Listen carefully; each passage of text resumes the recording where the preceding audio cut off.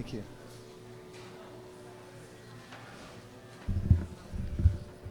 Everyone's done with their homework?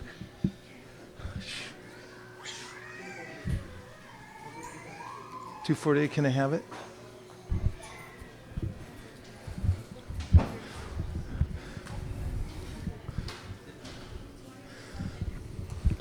Welcome back to ISKCON of Silicon Valley, or if you're joining us for the first time, welcome.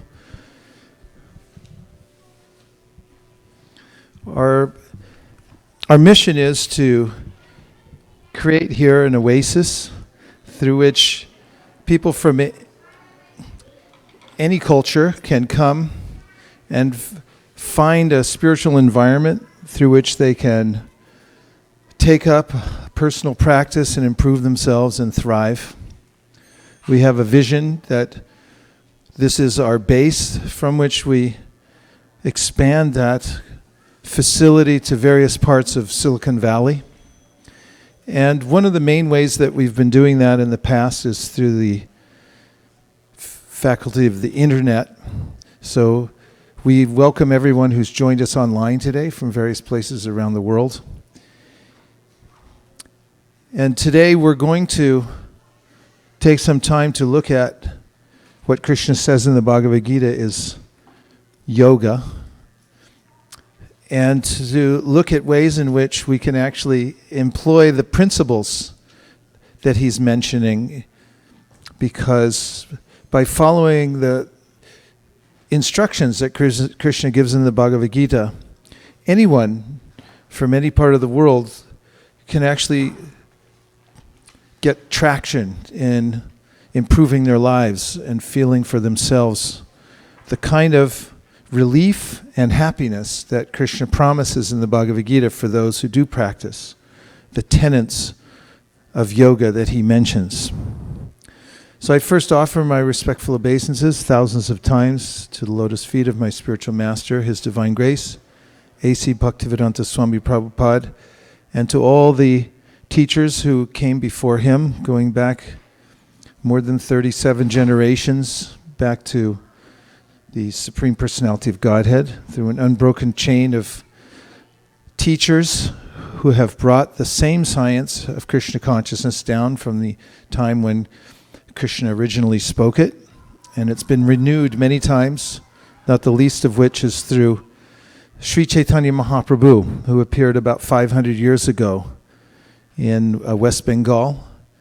And we, as followers of our Sampradaya and the chain of teachers, are especially in the line of Sri Chaitanya Mahaprabhu, therefore we're called Gaudiya Vaishnavas. Vaishnava means one who worships Krishna or Vishnu.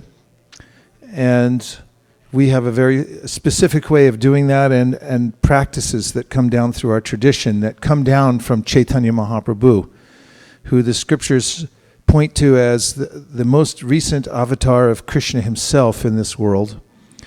And because we're so closely connected to him through time even, what to speak of his descendants who have brought his teachings to light, and the most recent of which was His Divine Grace A.C. Bhaktivedanta Swami Prabhupada, we feel very fortunate.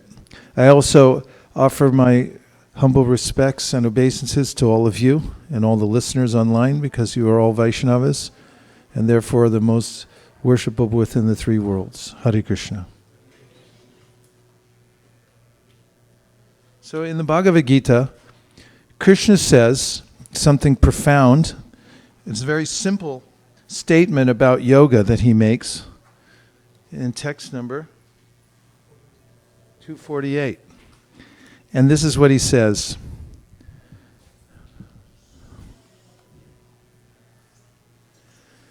Yogastha kuru karmani sangam takva dhananjaya siddhya siddhyo samo bhutva samadvam yoga uchite. Now I'm predicting that you're going to be very interested in hearing what the word for word meanings are in this verse. Am I correct about that? Okay. Therefore, I'll say them and you can repeat them in the Sanskrit and the English, and then you'll have a sense for what Krishna is saying in the verse. Yogastha, equipoised. And then we'll have our, let's see if you can look up the word equipoised so we get a good idea of what we're talking about. Kuru, perform. Karmani, your duties. So even in the first line and the first three words, I think there's relatable meaning here. That he's saying, when you're doing your work, even these two words, kuru karmani, that's doing your duties. We can relate to the fact that we have duties that we have to do on a daily basis. Do you find that yourselves? Yeah, sometimes I notice that I'm moving about quite vigorously in my, even starting early in the morning, and one thing after another, there are duties to perform. I can't neglect them, or if I do, it will be at my peril. And I think it's something that everybody can relate to, the fact that you have to perform certain duties in your life. Can you think of some things that you have to do every day that come into the category of duty? Yeah, well, I'm looking for specifics, actually. Yes? You have to cook. Who said cook? Oh, Terkula. Yeah, definitely. Keep up the good work, would you?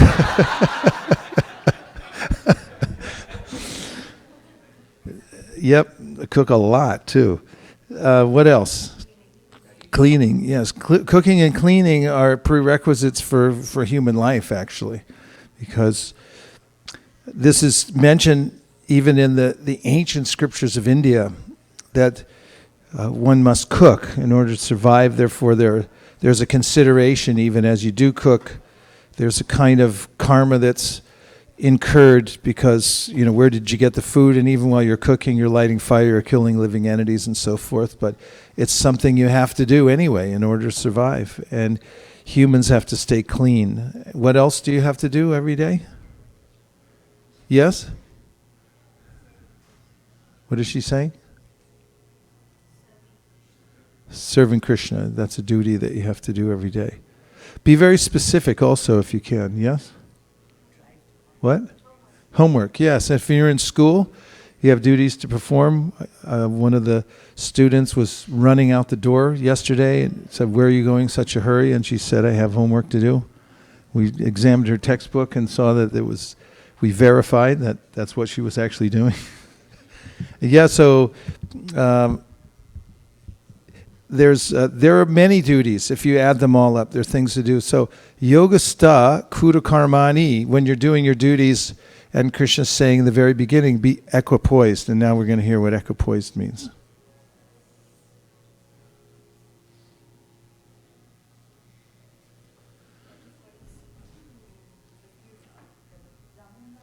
Yellow mic.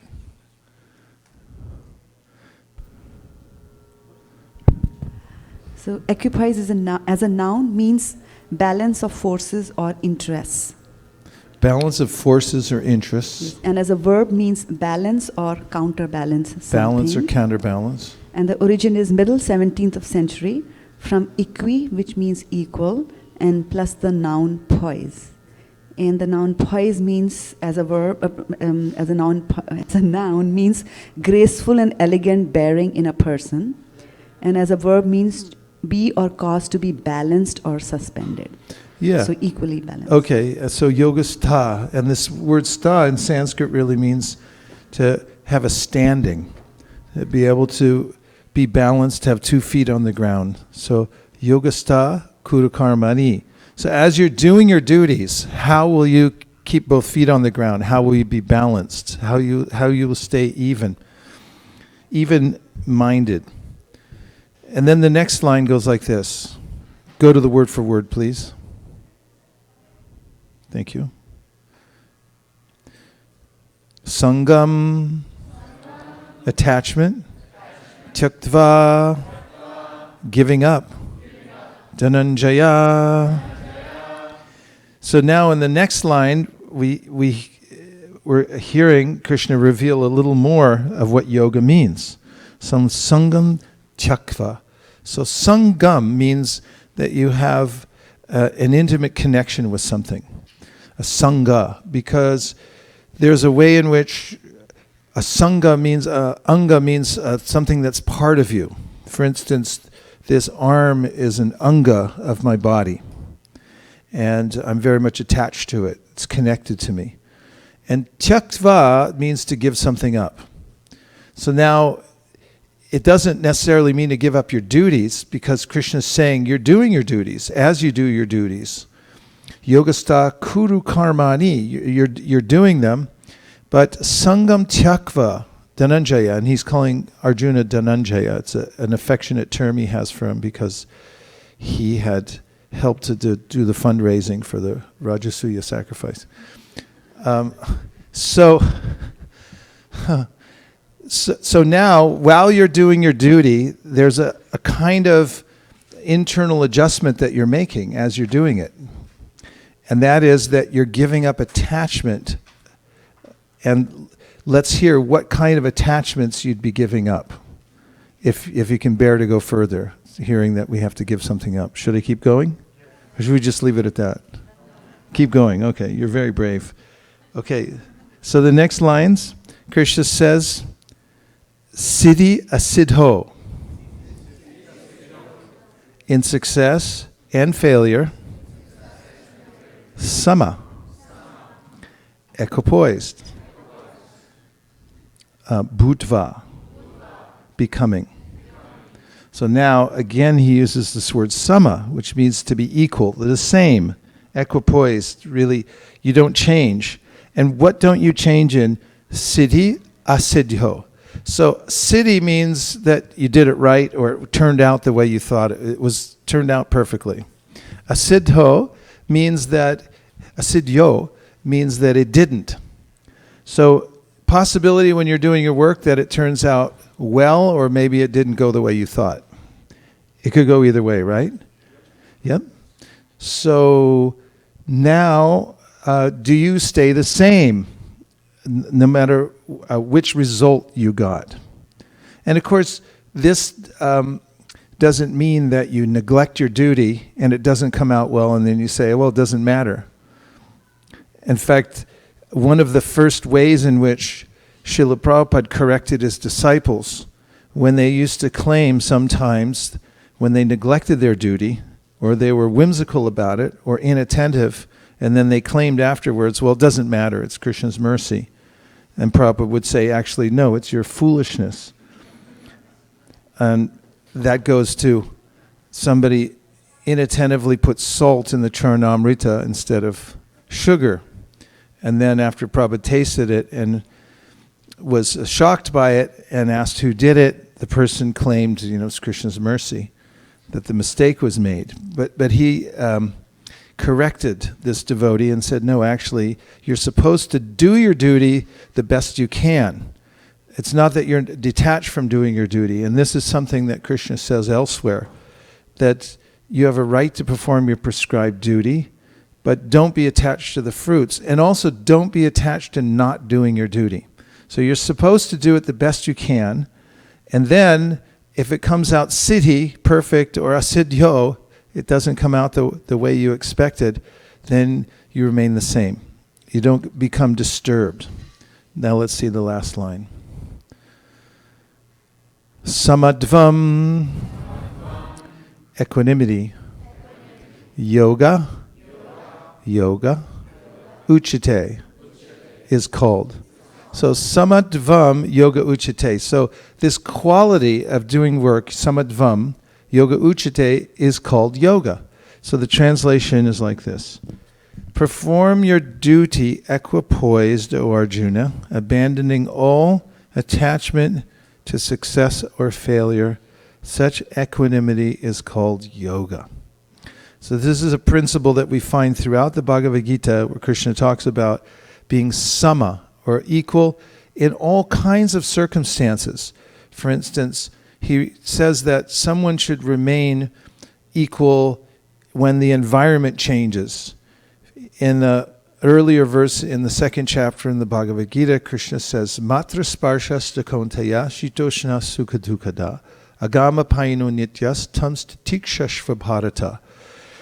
And this means that no matter what the external environment brings to you, and it could be quite severe or changing, that you remain the same. And you are titiksha, you're tolerant of the external circumstances. And Krishna stresses this in the 12th chapter of the Bhagavad Gita, in the chapter on devotional service, that this principle always applies in our lives. And now I'm going to read the purport. Krishna tells Arjuna that he should act in yoga. And what is that yoga? Yoga means to concentrate the mind upon the Supreme by controlling the ever-disturbing senses. And who is the Supreme? The Supreme is the Lord. And because he himself is telling Arjuna to fight, Arjuna has nothing to do with the results of the fight. Gain or victory are Krishna's concern. Arjuna is simply advised to act according to the dictation of Krishna. The following of Krishna's dictation is real yoga, and this is practiced in the process called Krishna consciousness. By Krishna consciousness only can one give up the sense of proprietorship. One has to become the servant of Krishna, or the servant of Krishna. That is the right way to discharge duty in Krishna consciousness, which alone can help one to act in yoga. Arjuna is a Kshatriya, and as such, he is participating in the Varnashrama Dharma institution. It is said in the Vishnu Purana that in the Varnashrama Dharma, the whole aim is to satisfy Vishnu. No one should satisfy himself, as is the rule in this material world, but one should satisfy Krishna. So unless one satisfies Krishna, one cannot correctly observe the principles of Varnashrama Dharma. Indirectly, Arjuna was advised to act as Krishna told him. This is helpful in that we have to take some superior dictation. And either the dictation comes from our senses and mind, which when they are conditioned, give us the kind of dictation that gets us in more and more trouble. Or we can take dictation from Krishna, especially from the Bhagavad Gita, or those who are following the Bhagavad Gita. And when we do that, then we're not bound to the result of our activity because we're acting on behalf of Krishna and by his instruction. And this is the principle of following higher authority, through which we're not responsible for the result. We're doing the best we can to follow the authority, and therefore it's not the result that comes from our own endeavor or concoction. It's because of our engagement in following the authority that we get the result. And this is the process that Krishna recommends also in the Bhagavad Gita, that one should perform buddhi yoga, or that one should consult the higher authority. In this case, he's talking about, in the purport, Srila Prabhupada, that one can take direction from the Bhagavad Gita and follow the tenets that Krishna is mentioning. And when one's intelligence and mind are purified, one also can take instruction from within, because the intelligence becomes connected to Krishna, and one's listening carefully and taking instruction from Krishna from within. In the Gita, Krishna says in the 10th chapter, Tesham satata yuktanam bhajatam priti purvakam tadami buddhi yogam tam yena mam upayanti te. That if you're sincerely trying to serve me, then I'll give the intelligence by which you can come to me. So one can understand how one's becoming advanced in Krishna consciousness by this principle of sama, or being equipoised amidst the changing events in one's life and the different kinds of results that one gets from the work that one's doing, and remaining steady in doing one's service to Krishna, even as one's performing worldly duties and even as one's getting mixed results in one's life, and the circumstances and environment of one's life is changing, one remains the same. In Srimad Bhagavatam, Chitraketu Maharaj, actually Lord Shiva, mentions that Narayanak parak sarve na kutaschana bhibyati swarga pavarga narakeshu api tulyarta darshana. This means that a devotee, because he or she is fixed on doing service for Krishna, is not concerned whether he or she lives in heaven or in hell. Api tulyarta darshana, either place, as long as one is connected with his or her service, the devotee feels satisfied. Because after all, we can't always dictate where we're going to be in the material world or what the circumstances are going to be. But we can utilize our independence to decide to serve Krishna in whatever circumstances we're in life.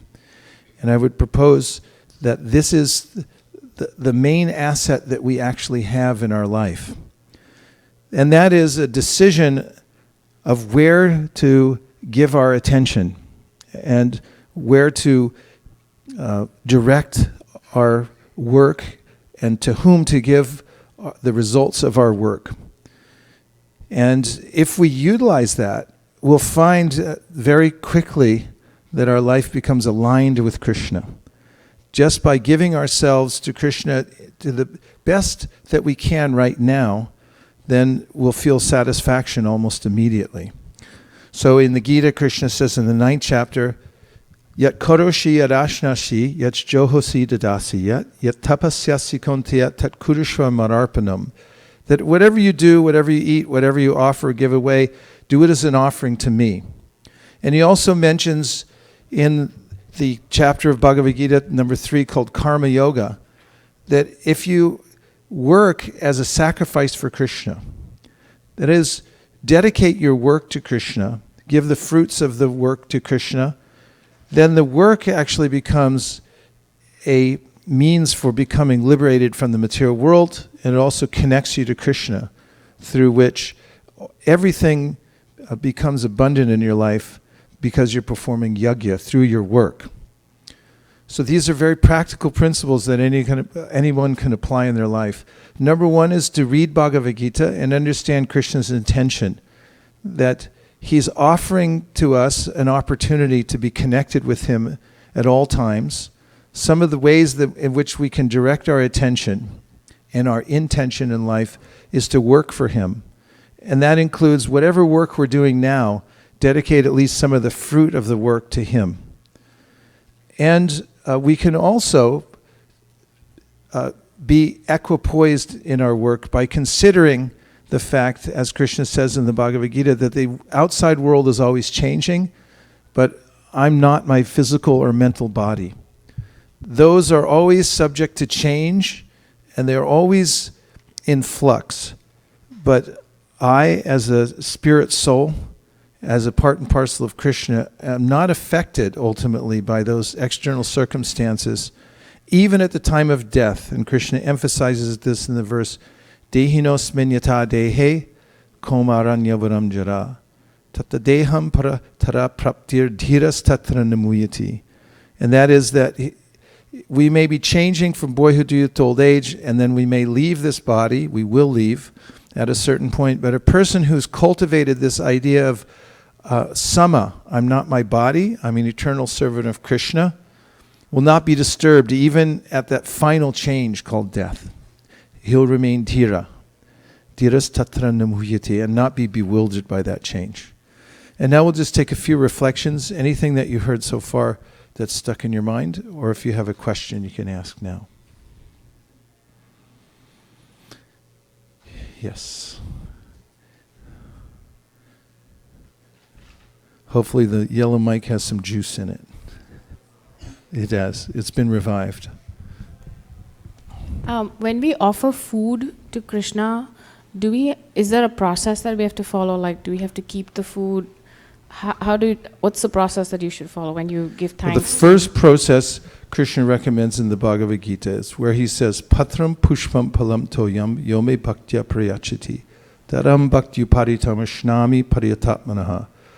That whatever you offer to me, he says, Or rather, he says, if you offer me a leaf, a flower, fruit, or water, it means it can be even a simple thing. If you offer it with devotion, you're really thinking Krishna's a person and I'm offering it to him, then he says, I'll accept it. Ashnami paritapanaha. I'll take it, I'll taste it. I eat that thing. So the first rule is that it should be with devotion. Then some of the other things are that consider in a very personal way, how do you offer something to a dignified person?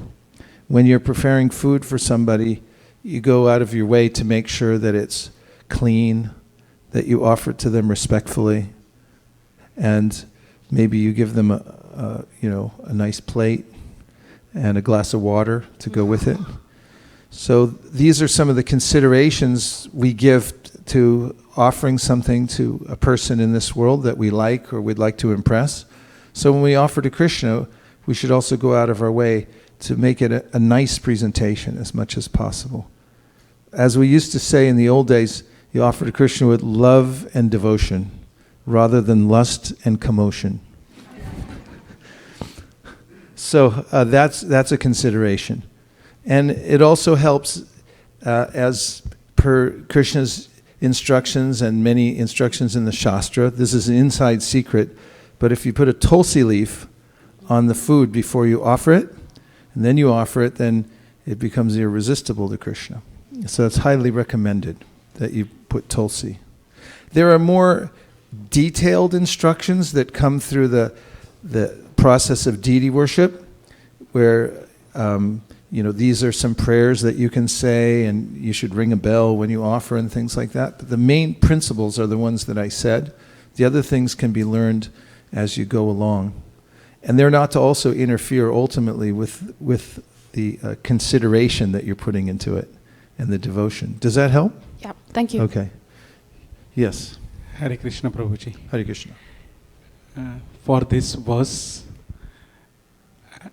I have a question, and many times I think I forget the answer maybe. But while performing our duty, we have to be sometimes little strong. Sometimes we have to be acting in a way by which you tend to become like you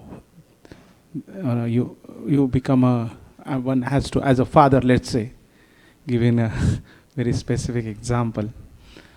Yeah, one needs to become very strong and talking and behaving as if things don't happen in that way. So although it's not attachment, or it's little attachment, although because we're still learning on that path, how to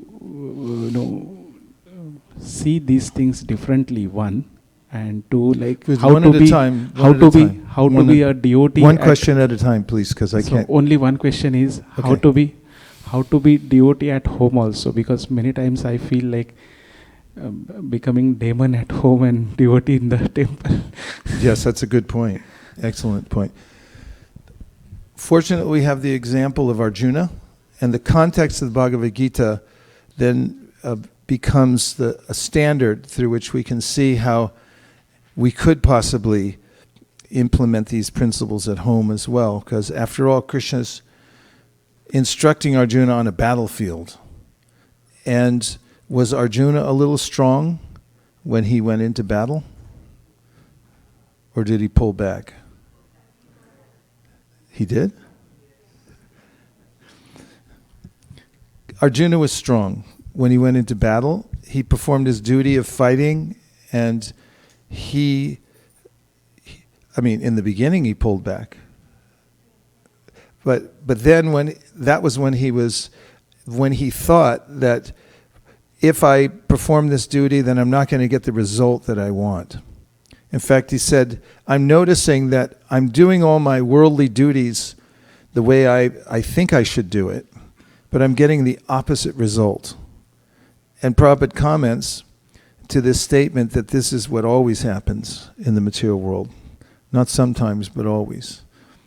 And then when Arjuna became clear about what his real duty was, that was the understanding that I'm going to fight the war for Krishna. And then, as he was performing his duty of fighting as a Kshatriya, He was in the Varnashram. He was a Kshatriya warrior. So nobody likes a non-violent policeman.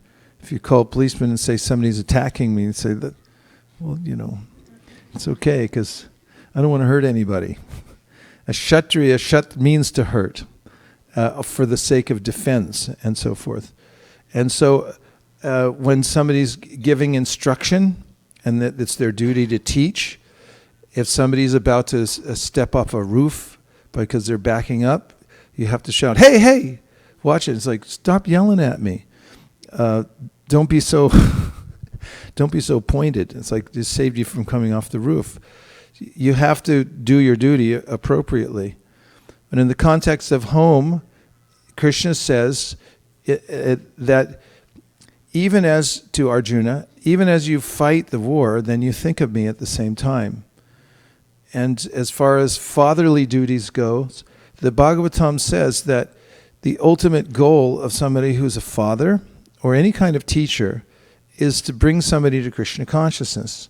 So you have to be aware of the ways in which to instruct people, so that the children, so that they can come to that point. And sometimes it requires some pointed directions in order that they understand and are able to save themselves ultimately by coming to Krishna.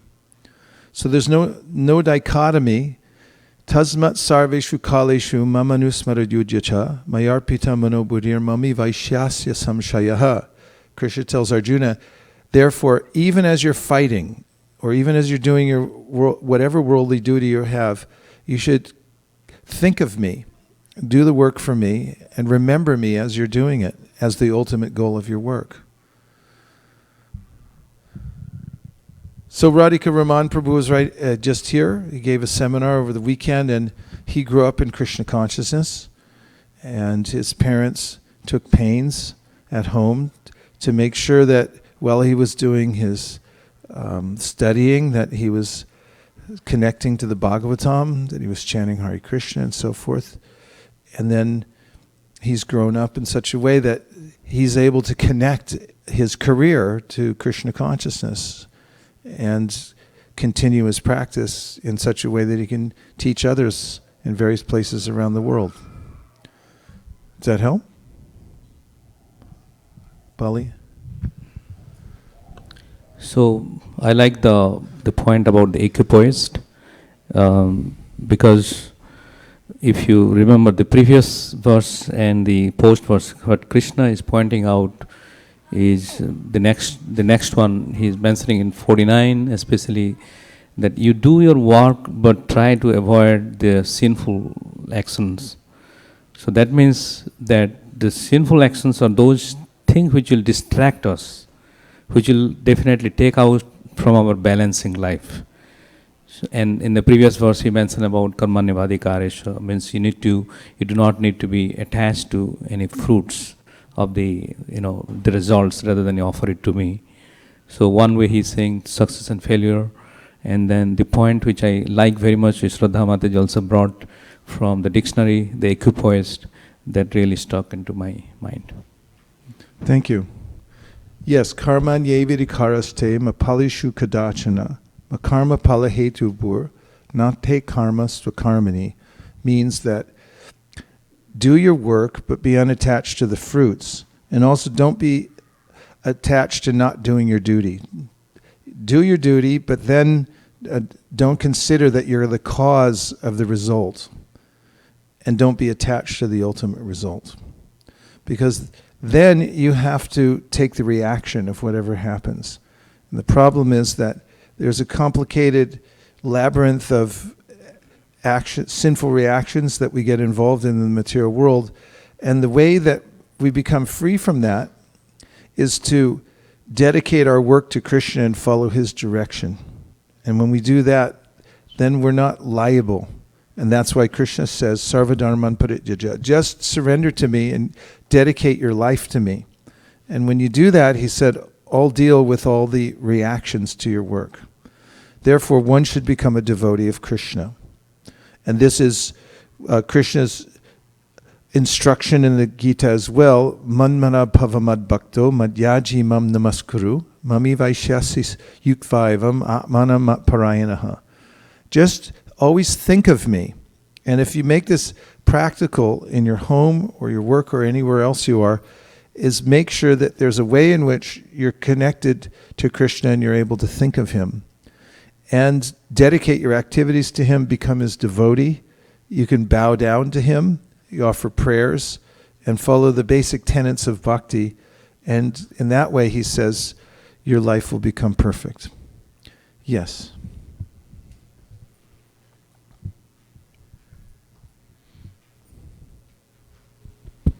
Maharaj, I was thinking that a couple of years ago you had asked us to do an exercise of standing on one foot and closing the eyes and trying to balance ourselves. Mm-hmm. And then the idea of that exercise was that if we don't have a vision, then it's very difficult to be balanced or equipoised.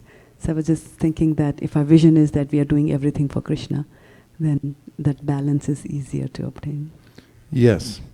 And Prabhupada comments on this in the Gita where he says that disturbance of the mind is due to the lack of an ultimate goal in life.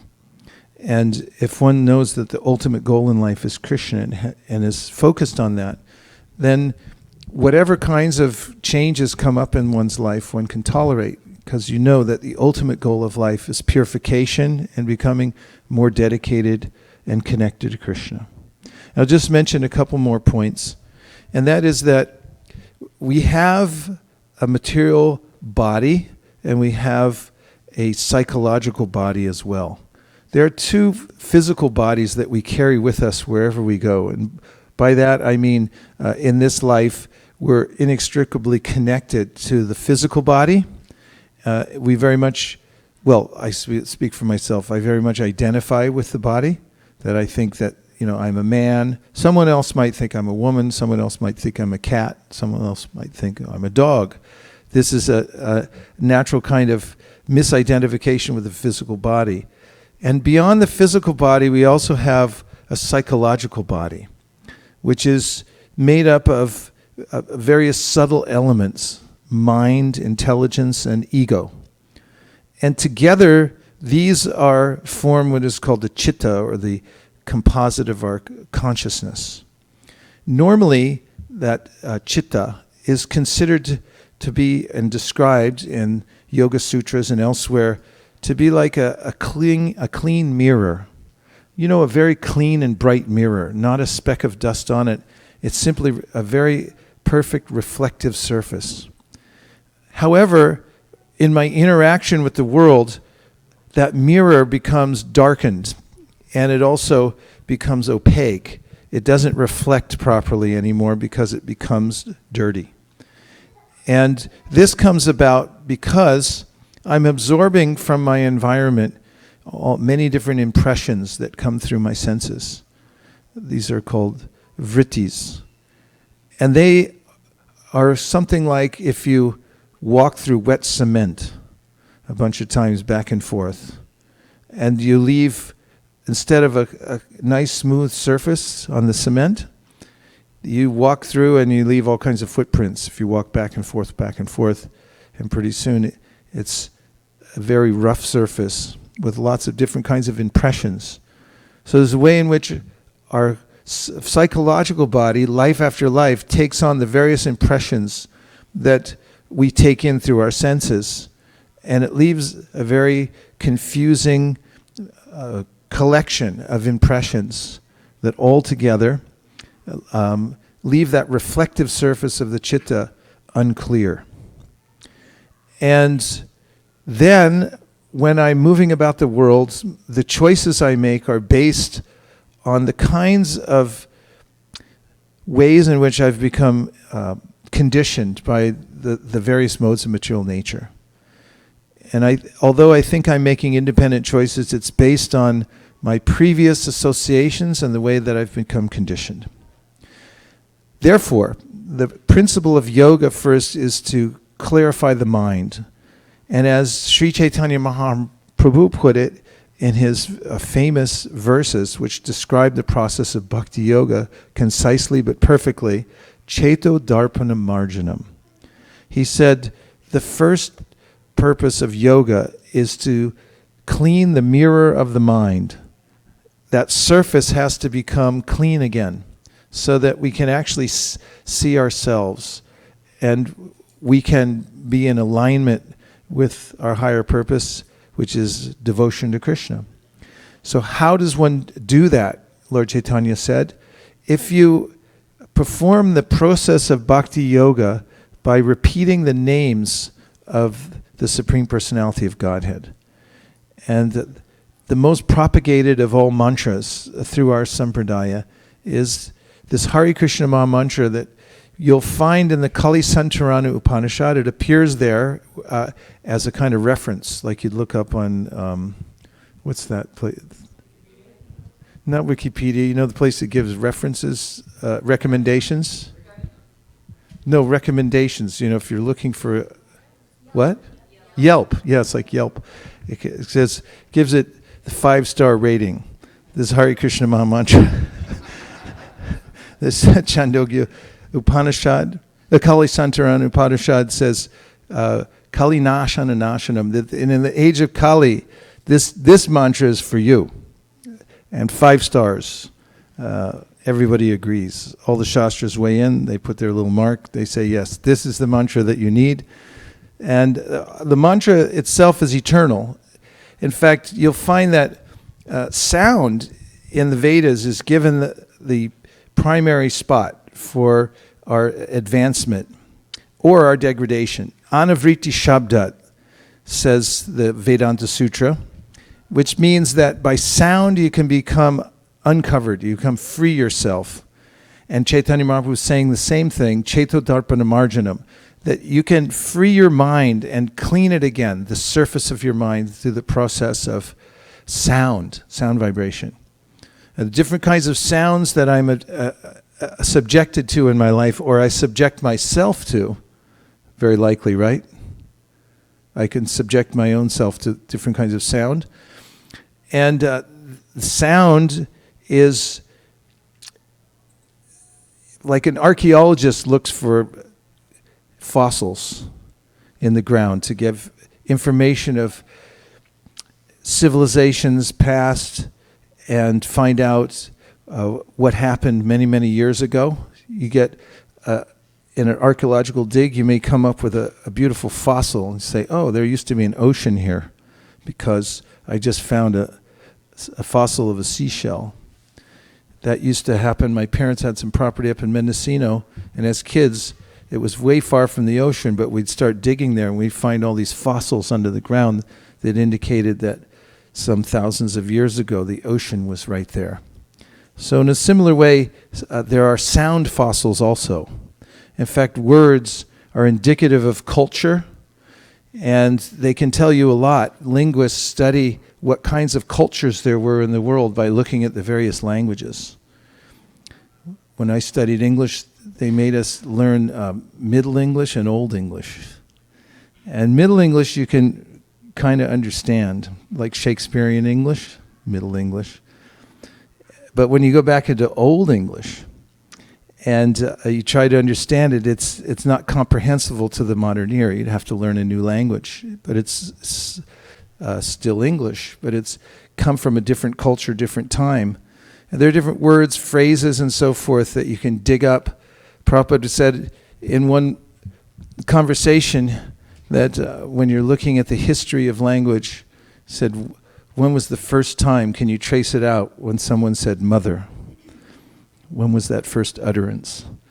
Words go back and back and back, and you can trace ancient cultures. In fact, when the British came to India and they were looking for ways to disparage the culture there, because people generally, especially when they get into sectarian groups, like to proclaim that we're the best. And so when they see other cultures that are excelling in something, they like to find out ways to disparage them and show that they're not very good, actually. So that was one of the intentions of the British in India. However, they were shocked when one of the scholars who came to India found out that there was a Sanskrit language that was prominent there, and then reported to the world that it's way more advanced than Latin. And people then started to try to disparage the scholar himself and his research findings, but they stand by themselves because it's actually true. The Sanskrit language is indicative of a very advanced culture. So I'm making the point that from sound and from language, you can learn things from civilizations past. You can get a fossil record of what happened and so forth, and a word can bring you import in many different ways. And then the Bhagavatam says there's another kind of sound. It has, in the same context, ways of bringing you information, but there are some forms of language that actually bring you information directly from the spiritual world. So the Srimad Bhagavatam says, Tadvag visargo janataga viplavo yasmin pratishlokam abhadyavatyapi namanyanantasya yashon kitaniyat shinvanti gayanti grananti sadhava. And that's when you hear the transcendental sounds of the mantras that come from Srimad Bhagavatam and from the other transcendental literatures, you're getting a sound record that's coming from a different creation, from beyond the material world.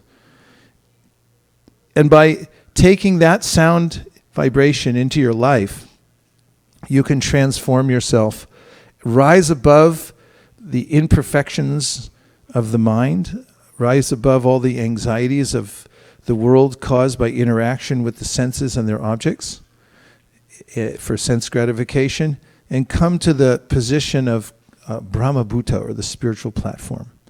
And how would one do this? Find a system of connecting yourself on a regular daily basis, means at least once a day, to transcendental sound. And then Krishna says, Mam chayo vyabhicharena bhakti yogena sevate sagunan samatityaitan brahma bhuya yakalpate. If you do it regularly and consistently over time, then you'll rise above the material modes of nature, which are like ropes that bind us to various complicated situations in life that have their reactions and implications.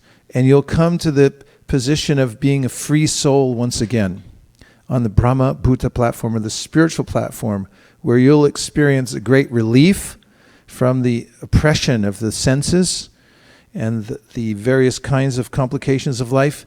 You'll also feel compassion for all living beings. And this is the result of taking transcendental sound in one's life. And this is the means by which one can actually develop a true sense of samatvam, or equalness, even as the world's changing around us, and even as there are good and bad things that come to us. For instance, sometimes people praise you. Has that ever happened? And sometimes people blame you. Has that ever happened? Radhanath Maharaj told me that he found a verse that said that if you take credit for something they didn't do, then the karma for that is later on you have to get blamed for something you didn't do. And so it's a person who's sama has actually risen to the spiritual platform is equal whether he or she loses. For instance, to lose money. Who likes to lose money? Raise your hand. Said no one ever. And okay, thank you. See us after class. We'll assist you. Just kidding. Then, but who likes to get money? I like to get money. But Krishna says whether you get or whether you lose, of course, not, again, it doesn't include being whimsical. But if you're doing your regular duty, everything according to doing the best you can, and you lose or gain, the person who's in yoga remains equal. Or if such a person gets praise or blame, it remains equal. Because he's seeing that I'm not the material body, I'm actually the spirit soul, I'm only passing through in this one lifetime. I'm compartmentalized into a tiny little human body, which is like a vehicle. And my main duty in life is to come to the spiritual platform, and the main means to do that is to repeat the names of God. And if you do that in the process, two processes, one is called japa, which means to take time every day to pray to God through the repetition of his names. And the best mantra is the one called the Hare Krishna Maha Mantra, which is written in a vocative form. It's a prayerful form where you're saying, "Oh my Lord, oh energy of the Lord, please engage me in your service." And you can add your own emphasis from your heart to call out to Krishna when you're chanting the mantra. And there's no rule that says you can't put your whole heart and energy into this. No one can really stop you. You can actually lean into this as hard as you like. And if you're embarrassed by other people seeing you do this, then chant in a quiet, solitary place and really open your heart to Krishna and see what happens. Because if you do this, if you take this Hare Krishna Maha Mantra as your solemn goal in life and as a regular daily practice through which you commune with the Supreme Personality of Godhead through chanting, and you put your heart and soul into it, and you chant as heartily as you can with your full attention and with your heart, crying out to Krishna. You can even let him know your problems and say, I can't take this anymore. Has anybody ever felt like that? Oh, good. I feel like that a lot. Yeah, just can't take it anymore. There's only one place you can really go where you can really be helped. Because a lot of people, you go to them and tell them, "I can't take this anymore." And they say, "Yeah, I can't either. See you later." But if you tell Krishna, he'll actually respond. And this is where a relationship develops. If you lean into the Hare Krishna mantra and pray to Krishna. And that's a regular daily function for those who practice bhakti yoga. Create a sacred space, both in your outside environment and also in your mind and heart. Create a space for the chanting in your mind, that this is my priority in life, and do it regularly, and do it as much as you can with your heart, and you'll see the result. And the second is to have Kirtan, or chant in association with those whose main purpose in life is to develop pure love for God. And if you do that in a assembly of people who are committed like that, then you'll get a powerful result from chanting the names of God. So those are two functions or processes of bhakti yoga that are especially powerful.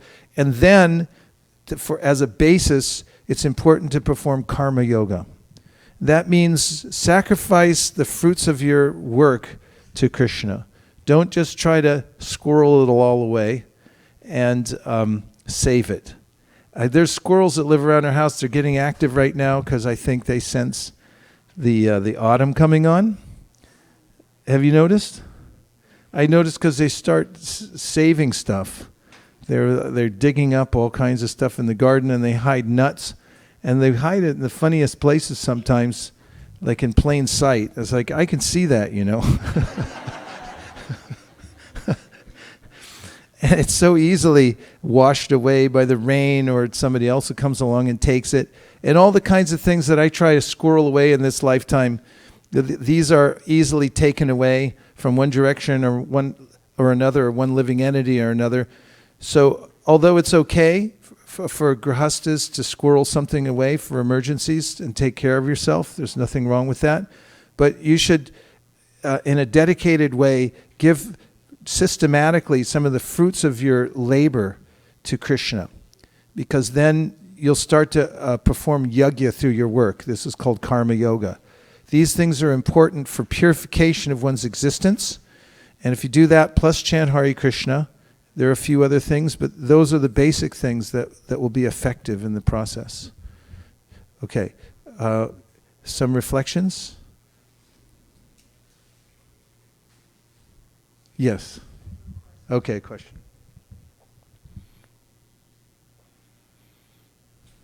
Hare Krishna. Hare Krishna. When Krishna says, perform your duty without any attachment, is that spiritual or material? Because sometimes I feel like if I see my spiritual practice as a duty, it just stays as a duty and it doesn't transform into love, like something I'm doing out of love for Krishna. I'm just doing it because it's my duty to do it. Well, in the beginning, we may have to do some of the activities we do in Krishna consciousness out of duty, and then gradually we'll develop more of a spontaneous attraction to them. For instance, Prabhupada points out in the Nectar of Devotion that in the beginning, when devotees perform bhakti yoga, and they get up early in the morning to perform Mangalartik and dress the deities and so forth, at first it may seem like a duty, and sometimes it seems arduous. The senses may not be accustomed to waking up early, and they may complain and say, well, do we have to do this? But after doing it for some time, one starts to develop a natural attraction to it because it's real, and the connection with Krishna is real, and then there's a way in which there's a sustained enthusiasm that comes from actually wanting to do it for Krishna. So Narada Muni says, from the material point of view, on that side of the ledger, he says you can do just what you have to do in the material world and be kind of nonchalant about your duty. Not nonchalant, but I would say methodical but dispassionate. Do what you have to do to maintain your material duties. These are called vyavaharika duties. This is mentioned, Radhika Raman Prabhu mentioned in his class, it comes up in the teachings of Bhaktivinoda Thakur. You have your vyavaharika, the things that you have to do to pay your rent and your telephone and your insurance, and you make a long list. So those have to be covered in order for you to live a normal life, right? So you do those, but be methodical and dispassionate. But when it comes to your duties in Krishna consciousness, you can be a little passionate. Not in the sense that you're frenetic, but that you really put your heart into them. Because the result there will be unlimited when you do that. And in the beginning, if you don't have taste when you do it, then you have to do it out of duty. But as you continue to do it out of duty because of proximity to Krishna, because he's so nice, he everything about him is beautiful, then you'll start to notice that and you'll think, hey, this is a much better way of life. I'm actually happy doing this. And then you feel well situated. And the added attraction to that is, at the same time, you also, although you're doing your duty in your life for your vyavaharika, you'll start to feel that, I'm doing it out of duty, but I'm not really that into it. And that's an added attraction that comes from practicing bhakti, because one naturally becomes detached from all things that aren't directly related to Krishna. Chaitanya Mahaprabhu, as is mentioned in the Chaitanya Charitamrita, used to do his daily bodily functions and duties as he moved around the world just out of rote, because his mind was so absorbed in his service and bhakti and serving Krishna that he didn't really consider the other things. They just went on. His mind was fixed on Krishna. Does that help? There's a lot we do have to do just to maintain ourselves. And we notice once a year when we go to Govardhan, it's a kind of a marathon of hearing and chanting. And normally we're able to squeeze out 5 hours of hearing the Bhagavatam each day. And I noticed, we've been doing it, this will be becoming the 18th year if we make it back there this year. And then I noticed, though, 5 hours, we have 24. What happened to the other 19? I was thinking, why not 20 hours a day? But there's so many things you have to do just to get ready and actually sit down and hear for that many hours in a day, just to keep yourself alive. And of course, there are other spiritual duties to do as well. And we do take prasadam, and then you do take a little rest and things like that. So you have to find a way in your life to balance things. So you're doing your regular duty, you do your Krishna conscious duty, but put more of your heart into your Krishna conscious duties, because they'll take you back to Godhead and you will develop a taste for them. Thank you for the question. And now we're going to try the Kirtan aspect of Bhakti Yoga by chanting the Hare Krishna Maha Mantra together. And you can really think about the names of Krishna as you're chanting, and the fact that this is a prayer to Krishna, asking for his mercy. So I want you, while we're doing this kirtan, if you will, to consider that we're all quite helpless in this world. We're kind of left off here. We're not sure exactly where we came from, and we're not exactly sure where we're going, and we're not even exactly sure when we're going there. And in the meantime, we're hanging in the balance. Our lives are hanging in the balance, just like a little drop of water on a lotus leaf, which can slip off at any moment. And if you consider that very carefully, instead of thinking, I'm not saying you're thinking this is something like I would think, that I'm fine and I'm going to live forever, then your feeling as you're chanting may not be as impassioned. But if you're considering that I'm helpless and I need Krishna's assistance right away, then we may call out with a little bit more earnest and sincere prayer. Does that make sense? Okay. Nama Om Vishnu Krishna Preshtaya Bhutale Srimate Bhaktivedanta Swami Niti Namine Namaste Saraswati Deve Gauravani Pracharine Nirvishesha Shunyavadi Paschatya Deshatarine Jaya Shri Krishna Chaitanya Prabhu Nityananda Shri Advaita Gadadhara Shivasadi Gaura Bhakta Vrinda Jaya Shri Krishna Chaitanya Prabhu Nityananda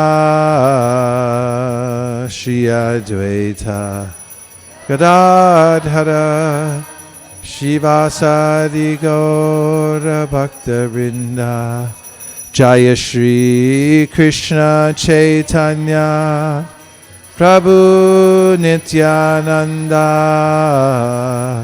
Shri Advaita Gadadhara Shivasadi Gaura Bhakta Vrinda.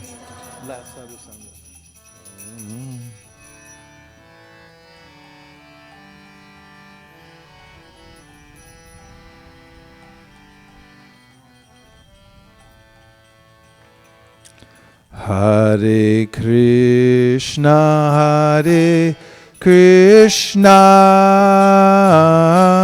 Krishna Krishna, Hare Hare,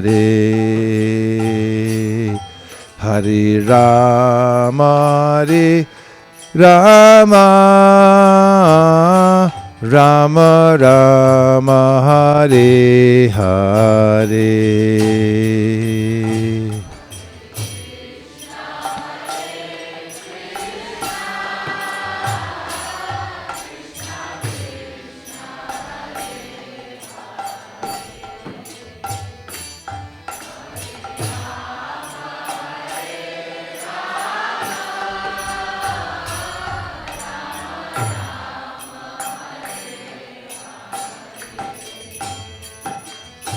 Hare Krishna, Krishna Krishna, Hare Hare, Hare Rama, Rama, Rama Rama, Hare Hare.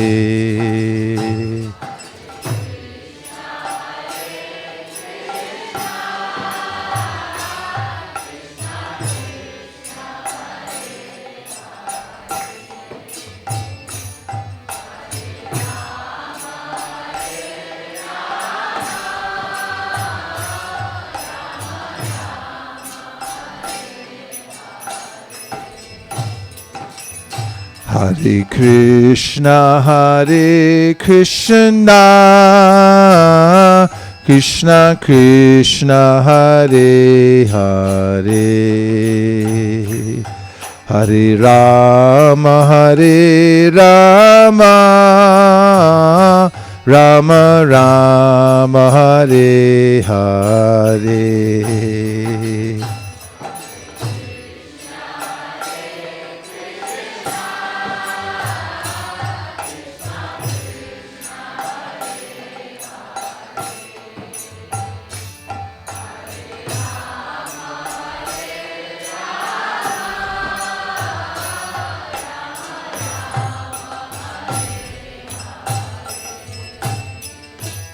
Hare Krishna,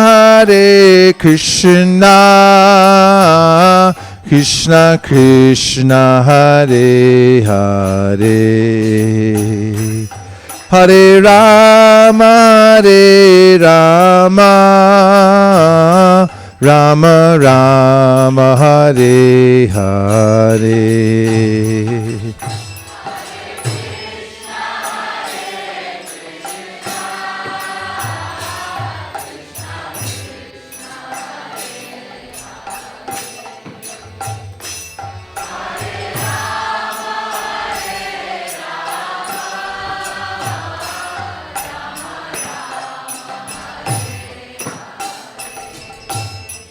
Hare Krishna,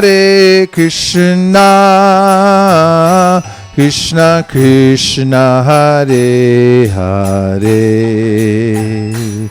Hare Rama, Rama Rama, Hare Hare.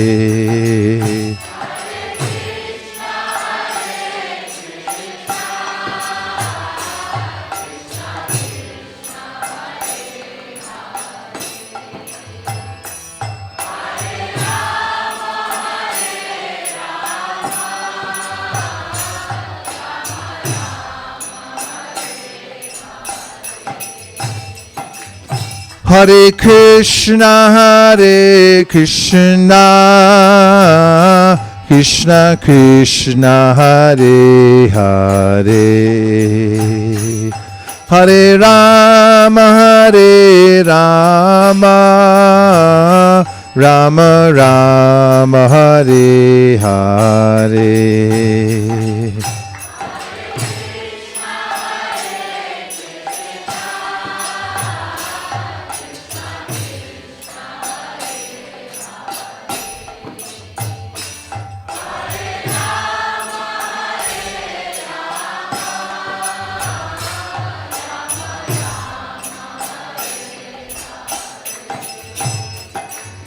Hare Krishna, Krishna Krishna, Hare Hare, Hare Rama, Rama Rama, Hare Hare.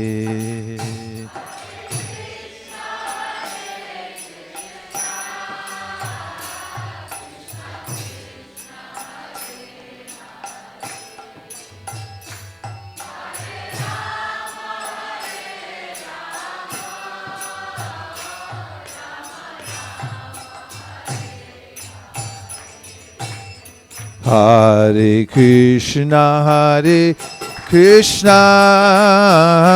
Krishna Krishna, Hare Hare, Hare Rama, Rama Rama, Hare Hare.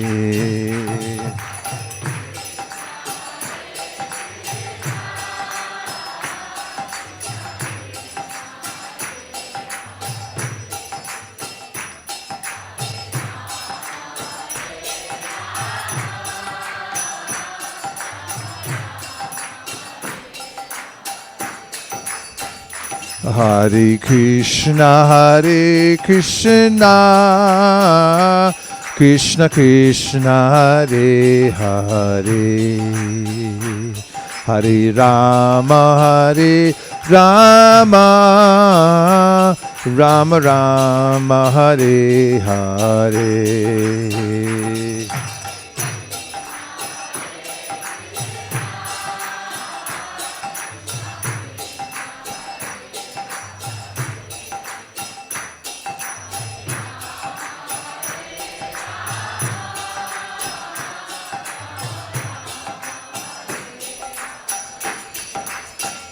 Hare Krishna, Krishna Krishna, Hare Hare, Hare Rama, Rama Rama, Hare Hare.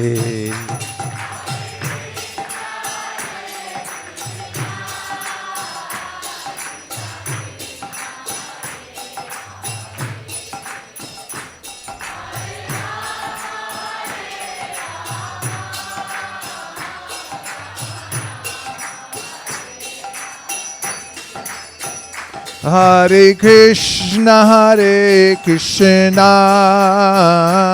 Krishna Krishna, Hare Hare, Hare Rama,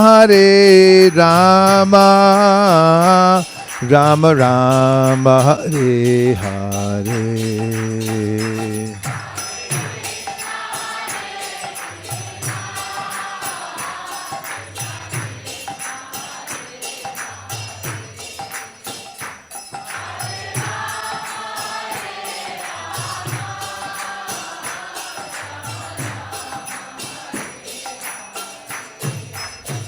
Hare Krishna,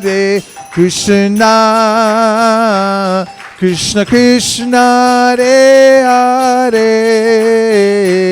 Hare Rama, Rama Rama, Hare Hare.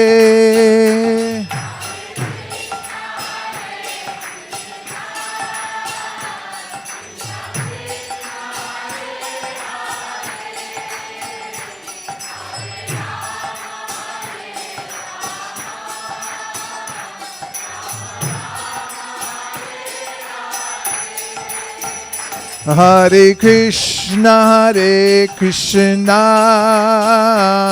Krishna Krishna, Hare Hare, Hare Rama, Rama Rama, Hare Hare.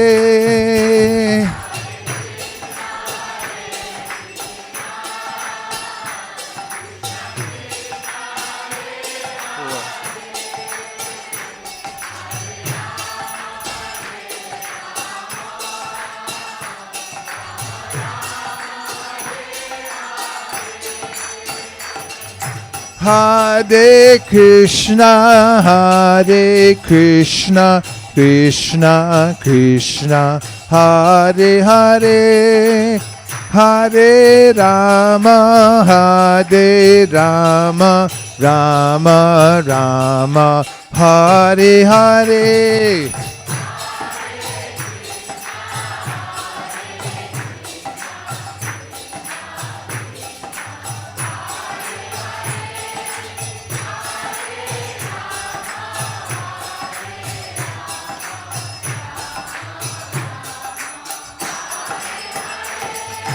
Hare Krishna, Krishna Krishna, Hare Hare, Hare Rama, Rama Rama, Hare Hare.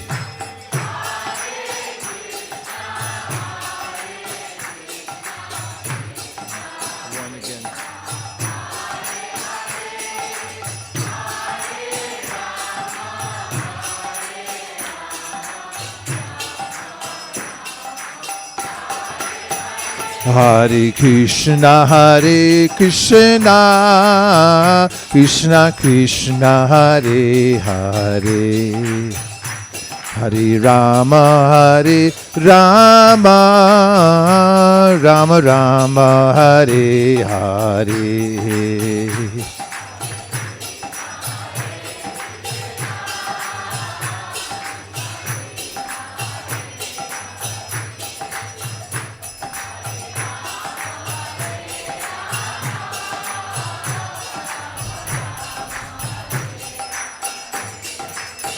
Hare Krishna,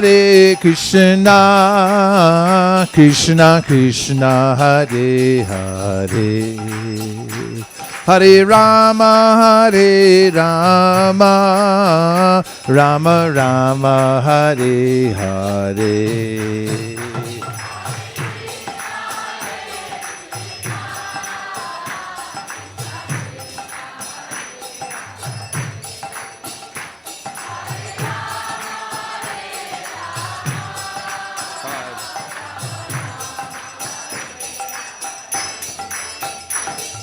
Hare Krishna, Krishna Krishna, Hare Hare, Hare Rama, Rama Rama, Hare Hare.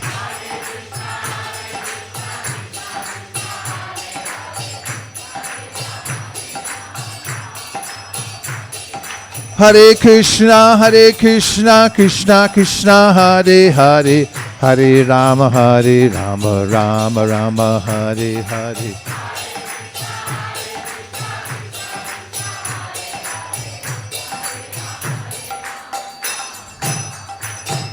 Hare Krishna, Krishna Krishna, Hare Hare, Hare Rama, Rama Rama, Hare Hare.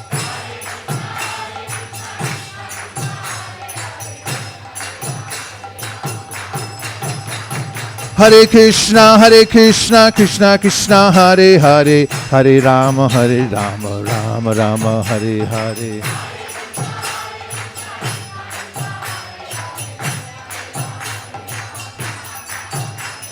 Hare Krishna, Krishna Krishna, Hare Hare, Hare Rama, Rama Rama, Hare Hare.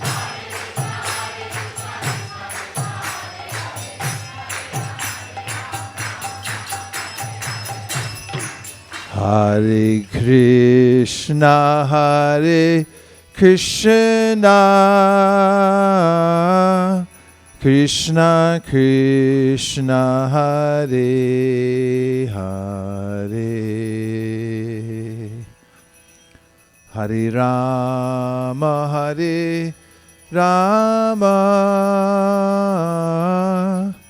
Rama Rama, Hare Hare.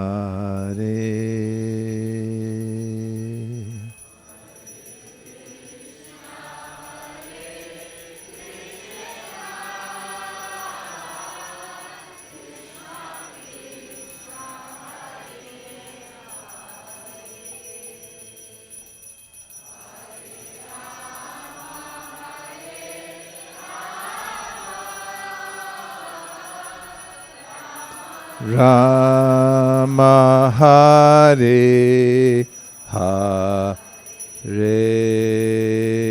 Gaur Premanande, Nitai Gaura Haribo, Haribo, Haribo, Nitai Gaura Haribo.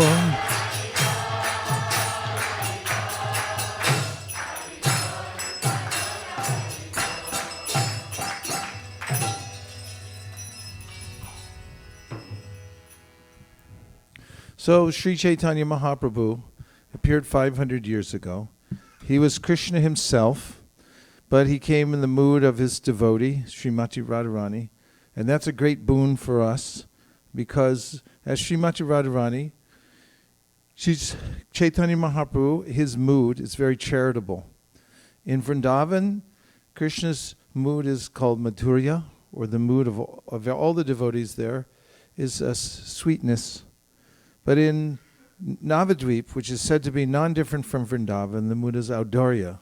It's that cup of sweetness, but it's overflowing and it's going out to everybody. And it's very charitable. It means to give it to the whole world. Chaitanya Mahaprabhu and his associates had the intention that everyone in the world, no matter where they were from, what culture, where they started from in life, they would get an opportunity to take to the process of the chanting of Hare Krishna, and they could taste the ultimate nectar of life. So one of the missions of ISKCON of Silicon Valley is that we give the opportunity to everybody, at least in our immediate area, which means all over the Bay Area, to hear about Krishna through the Bhagavad Gita, Srimad Bhagavatam, to take literatures into their home, and they also get to hear the chanting of Hare Krishna. To that end, we hold open classes here on a regular basis every Wednesday night. We have a program here at 6 p.m. And then we also have a program at 7:30 p.m. Actually, now it starts at 6 a.m. on Saturday because we have a japa circle here that anybody can come and join. If you want to start your chanting of japa, it's a good way to get it started. We sit in a circle here, and on Saturday mornings we all chant together. And there's a lot of powerful energy in that circle. So devotees have the experience that when they go away from that, they have more impetus when they go home to fight against the power of the senses, which say, well, maybe not today, maybe tomorrow. And then we also have, obviously, here Sunday. And there are programs around the Bay Area in various places, and there are lots of ways that you can join online to hear about Krishna consciousness. So our mission is to make sure that we keep expanding in the Bay Area to give facility to as many people as possible. And to that end, devotees go door to door. And we've covered tens of thousands of doors here in the Bay Area over the last 20 years. We've knocked on doors of apartments, houses, going shop to shop and so forth. And literally, we've distributed millions of pieces of literature to the people of the Bay Area. And we're finding more and more that people here are ready for Krishna consciousness. So Lord Chaitanya Mahaprabhu deputed everyone who has a little desire in their heart. If you have a small flame of desire in your heart where you think, well, let me help to spread the Krishna consciousness movement, then he's got a job for you. And so do we here at ISV. So if you have any inclination towards doing karma yoga, that is, you'd like to dedicate some of the fruit of your work to Krishna, even if you start with a little bit, you can give to the temple in whatever, to whatever project you'd like to support. Or you can actually come here and do seva, service for the temple. Or you can actually, if you really want some excitement in life, you can accompany one of the sorties that goes out into the great unknown here in the Bay Area to distribute Krishna consciousness through chanting Hare Krishna in people's homes. We have that program. We also have programs on the universities and also going door to door. We set up tables on the street corners and things like that. And you'll be surprised the kinds of people you'll meet and how eager they are to take to Krishna consciousness. And you'll learn a lot about how to stay equal in practicing some of these things. So all of these things are facilities offered here at ISKCON of Silicon Valley. And if anybody's interested in taking up some service or increasing the service they have now, considering the fact that we have no idea when we're going to leave this world, and you might as well leave it all on the field before you go, right? You know that saying? For athletes, they're playing in a match, they say leave it all on the field. Don't leave it on the bench. So we have opportunities, so just be inquisitive and say, like, how can I get more involved? And we'll definitely give you a job to do here in Krishna Consciousness, because here at ISKCON Silicon Valley, we have jobs for everybody. And we guarantee a robust economy through the Sankirtan movement, because it's backed by Lord Chaitanya Mahaprabhu. So now we get to continue the chanting, but we're going to add an extra feature to it, and that is dancing. So if you've never danced for Krishna, I highly recommend that this is the day you break free from whatever kind of hesitation you have. And there's different devotees here. They've perfected the art of dancing. You can watch them and follow what they do, or you can do your own kind of dance. But just feel free to clap or dance before the deities. So we're going to move this big, huge, beautiful rug out of the way. We're going to take all these little asanas and we're going to pile them in the back here. And we're going to clear this beautiful wooden dance floor, some trees sacrificed so that we could dance here before the Lord. So please take advantage of this unusual surface that we have. And thank you very, very much for coming here to ISKCON of Silicon Valley, and thanks for joining us online from various parts of the world. Gaur Premanande Haribo. Hare Krishna.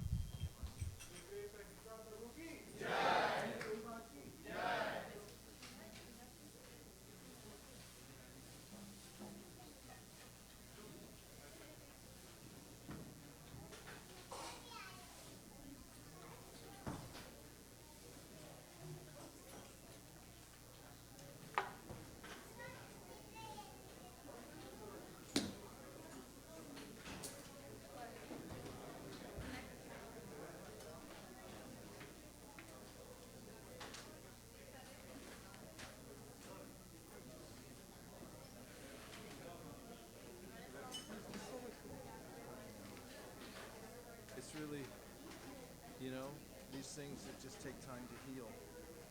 And just remember that Krishna's mercy is there because you're thinking of them and worried about them. And that we're all just passing through. And the prayers will all be effective. I feel that I didn't do enough, so that's the only thing that The best thing that anybody can do, because nobody ultimately can help anybody else, when they're flying their plane at the end.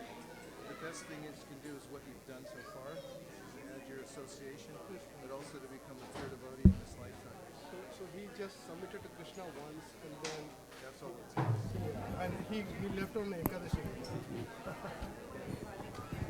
Very good. You did good. Mom is very interested.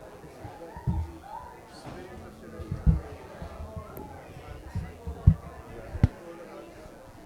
Okay. so I have invited her. Very good.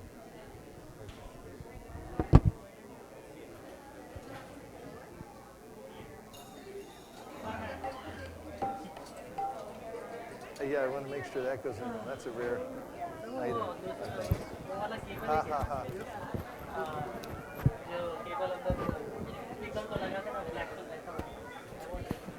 White harmonium's back. चालू कर रहे It's all fixed.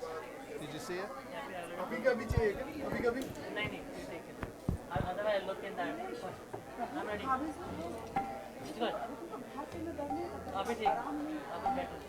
काफी बैठो. जाके आया. Hare Krishna. नहीं मालूम नहीं मैं यार थोड़ा नहीं. Amen. Vishnu Padaya Krishna Preshtaya Bhutale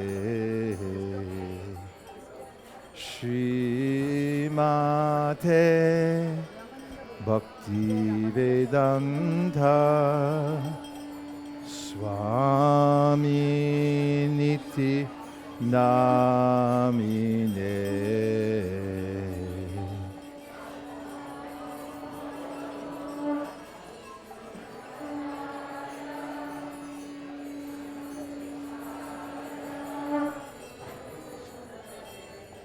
Welcome back, Prabhu. Thank you. I missed your ride. So sad. आज भी जाना है थोड़ा जल्दी. नहीं, आज तो मैं गाड़ी लेके आ जाऊंगा. आज मैं प्रभु थोड़ा कुछ बोल रहे थे घर में, तो मैंने कहा अच्छा ठीक है आप बैठो, और मैं आपको जो चाहिए मैं दे देती हूँ. Namaste If you don't give me my Saraswate Deve मैंने किसी जगह पे दिया था. Gauravani Pracharine Nirvishesha Shunyavadi Paschatya Deshatarine.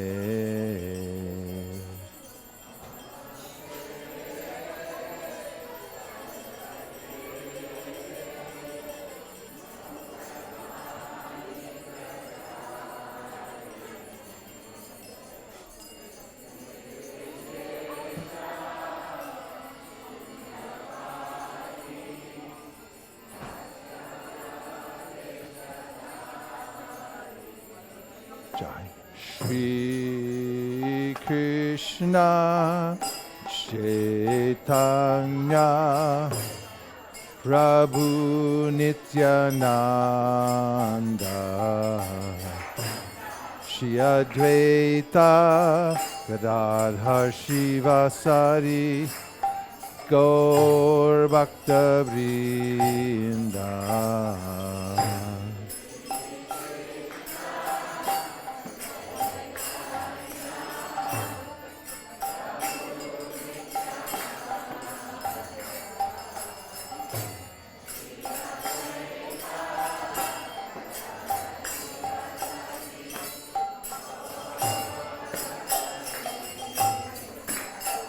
Jai Shri Krishna Chaitanya Prabhu Nityananda Shri Advaita Gadadhar Shivasari Gaur Bhakta Vrinda.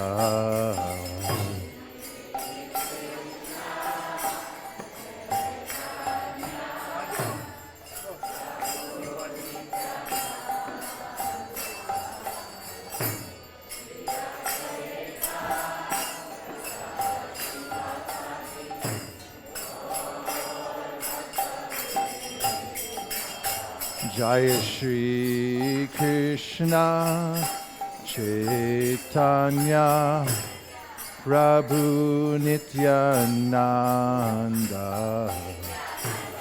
Shri Advaita Gadadhar Shivasari Gaur Bhakta Vrinda.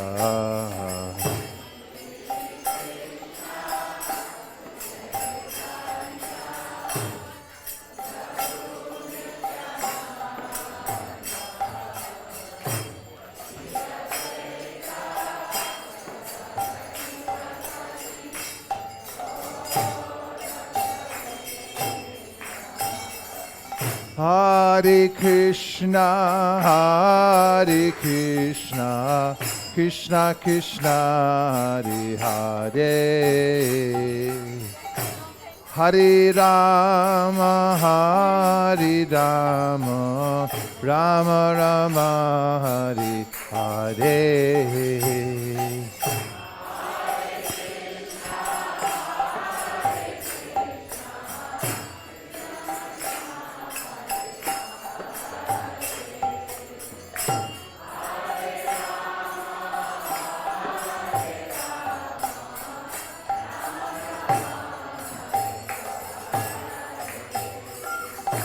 Hare Krishna, Krishna Krishna, Hare Hare, Hare Rama, Rama Rama, Hare Hare.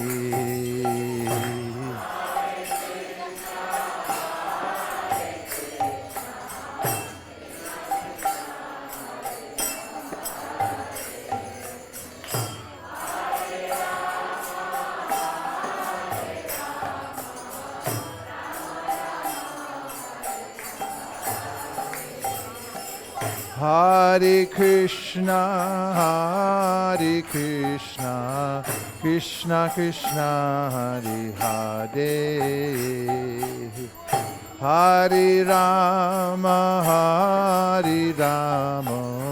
Rama Rama, Hare Hare.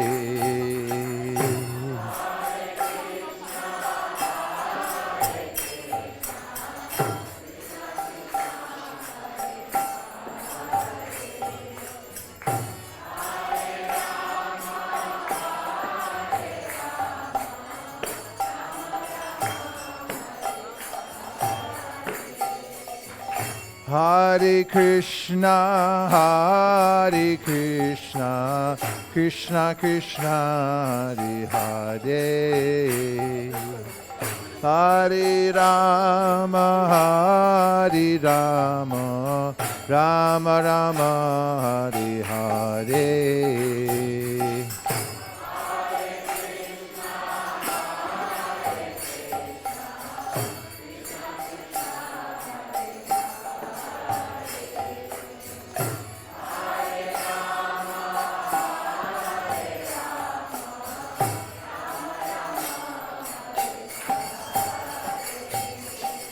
Hare Krishna, Krishna Krishna, Hare Hare,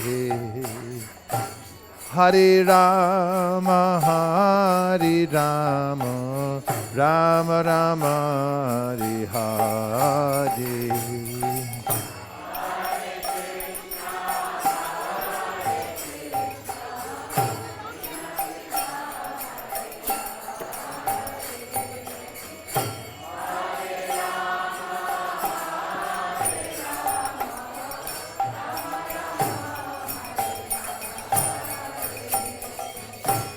Hare Krishna, Hare Krishna,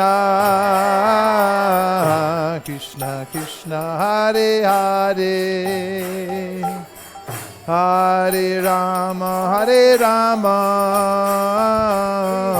Rama Rama, Hare Hare.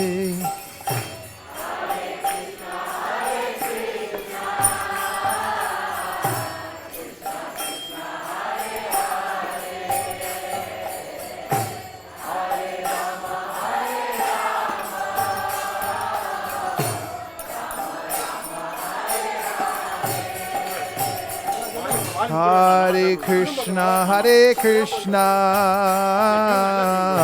Krishna Krishna, Hare Hare, Hare Rama, Hare Rama, Rama Rama, Hare Hare.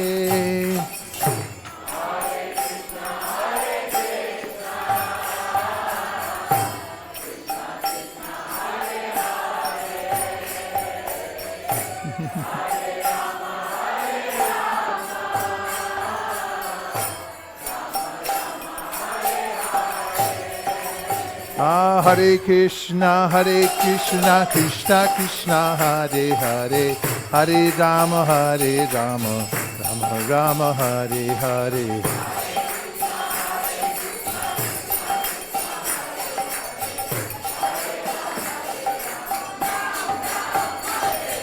Hare Krishna, Krishna Krishna, Hare Hare, Hare Rama, Rama Rama, Hare Hare.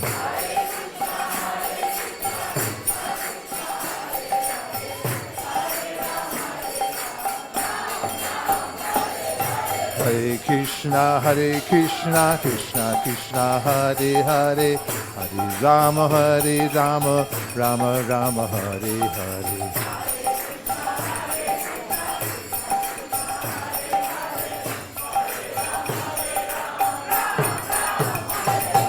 Hare Krishna, Krishna Krishna, Hare Hare, Hare Rama, Rama Rama, Hare Hare.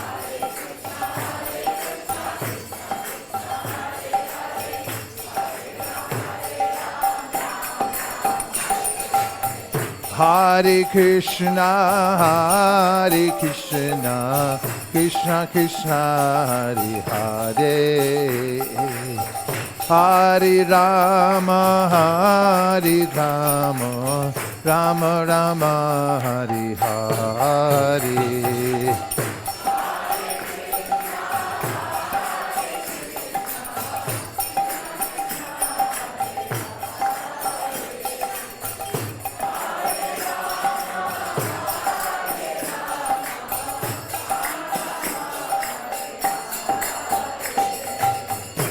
Hare Krishna,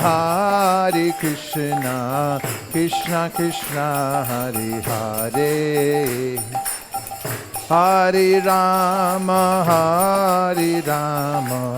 Rama Rama, Hare Hare.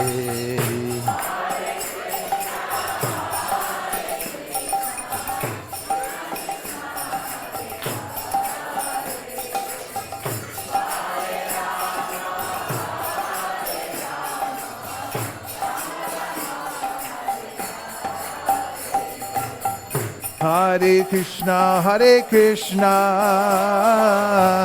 Krishna Krishna, Hare Hare, Hare Rama, Rama Rama, Hare Hare.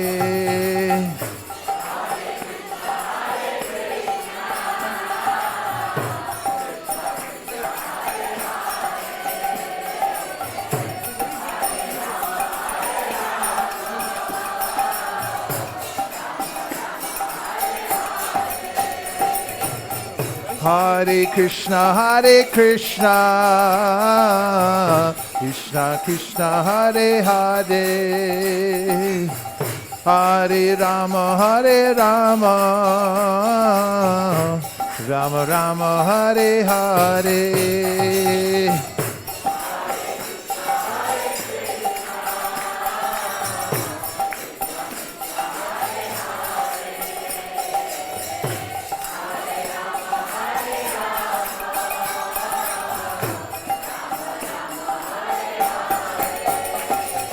Hare Krishna, Krishna Krishna, Hare Hare, Hare Rama, Rama Rama, Hare Hare.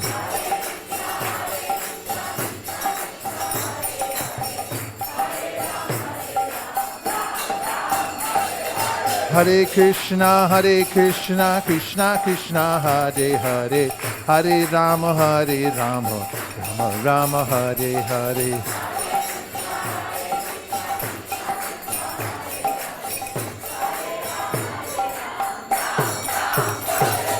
Hare Krishna, Krishna Krishna, Hare Hare, Hare Rama, Rama Rama, Hare Hare.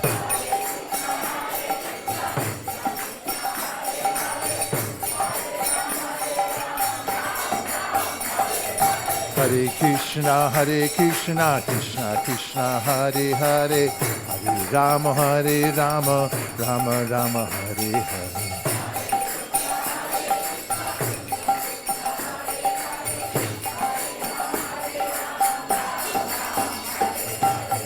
Hare Krishna, Krishna Krishna, Hare Hare, Hare Rama, Rama Rama, Hare Hare.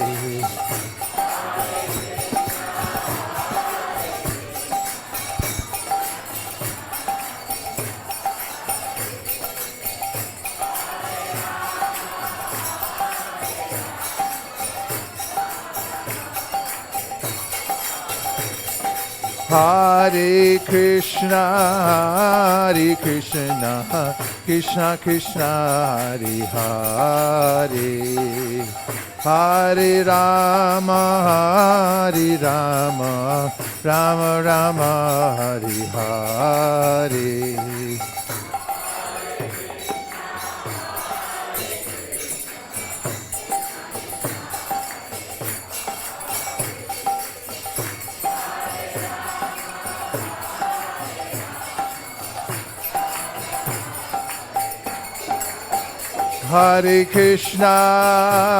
Hare Krishna, Krishna Krishna, Hare Hare, Hare Rama, Rama Rama, Hare Hare.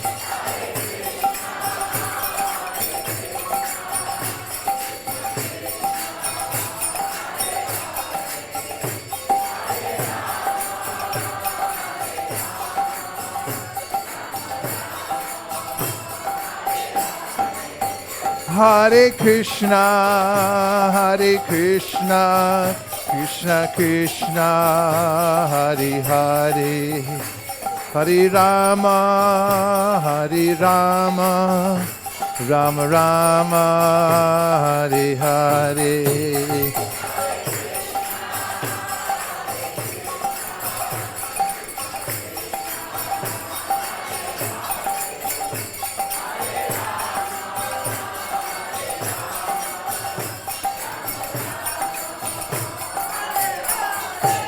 Hare Hare. Hare Krishna, Krishna Krishna, Hare Hare, Hare Rama, Rama Rama, Hare Hare.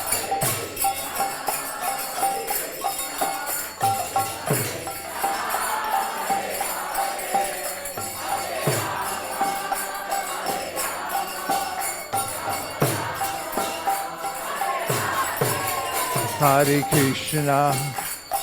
Krishna, Krishna Krishna, Hare Hare,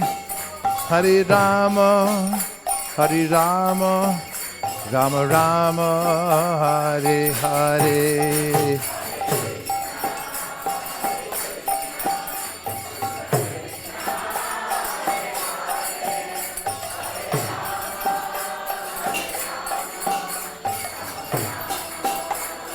Govinda Jaya Jaya, Gopala Jaya Jaya, Govinda Jaya Jaya, Gopala Jaya Jaya, Radha Ramana Hari Govinda Jai Jai. Radha Ramana Hari Govinda Jai Jai. Govinda Jai Jai, Gopala Jai Jai. Govinda Jai Jai, Gopala Jai Jai. Govinda Jai Jai, Gopala Jai Jai. Govinda Jai Jai, Gopala Jai Jai. Radha Ramana Hari Govinda Jai Jai. Radha Ramana Hari Govinda Jai Jai. Govinda Jai Jai, Gopala Jai Jaya. Govinda Jai Jai, Gopala Jai Jaya. Radha Ramana Hari Govinda Jai Jai. Radha Ramana Hari Govinda Jai Jai. Hare Krishna, Krishna Krishna, Hare Hare, Hare Rama, Rama Rama, Hare Hare.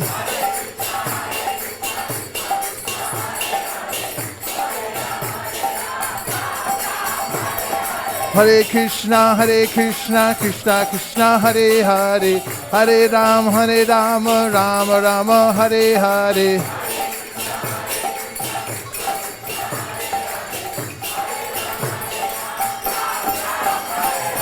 Hare Krishna, Krishna Krishna, Hare Hare, Hare Rama, Rama Rama, Hare Hare.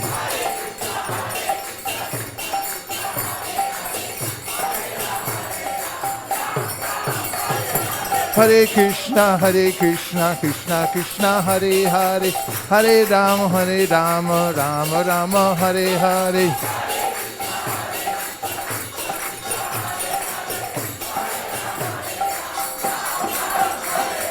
Govinda Jai Jai, Gopala Jai Jai. Govinda Jai Jai, Gopala Jai Jai. Govinda Jai Jai, Gopala Jai Jai. Govinda Jai Jai, Gopala Jai Jai. Govinda Jai Jai, Gopala Jai Jai. Govinda Jai Jai, Gopala Jai Jai. Govinda Jai Jai, Gopala Jai Jai. Govinda Jai Jai, Gopala Jai Jai. Govinda Jai Jai, Gopala Jai Jai. Govinda Jai Jai, Gopala Jai Jai. Govinda Jai Jai, Gopala Jai Jai. Govinda Jai Jai, Gopala Jai Jai. Radha Ramana Hari Govinda Jaya Jaya. Nitai Gauda Hari Bo, Hari Bo, Hari Bo, Nitai Gauda Hari Bo.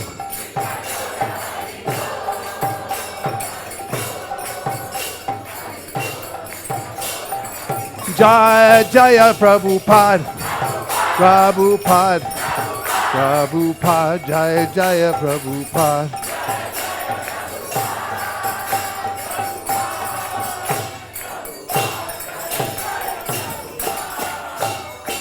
Nitai Gaura Premanande. Jayam Vishnupad Paramahamsa Parivrajikacharya Stotra Shishimad Abhay Charanad Avinda Bhaktivedanta Swami Maharaj Srila Prabhupada Ki Jai. Jayam Vishnupad Paramahamsa Parivrajikacharya Stotra Shishimad Srila Bhakti Siddhanta Saraswati Goswami Maharaj Ki Jai. Ananta Koti Vaishnavindi Ki Jai. Namacharya Srila Haridas Thakur Ki Jai. Prem Gaho Shri Krishna Chaitanya Prabhu Nityananda Shri Advaita Gadadhara Shivasari Gaur Bhaktivinoda Ki Jai. Shri Shri Radha Krishna Gogopina Shyamakund Radhakund Giri Govardhan Ki Jai. Shri Vrindavan Dham Ki Jai. Shri Mayapur Navadip Dham Ki Jai. Shri Jagannath Puri Dham Ki Jai. Tulsi Devi Bhakti Devi Ki Jai. Jamuna Devi Ganga Devi Ki Jai. Samveda Bhaktivinoda Ki Jai. All glories to assembled devotees. All glories to assembled devotees. All glories to assembled devotees. Gaur Premanande Hari Hari Bo.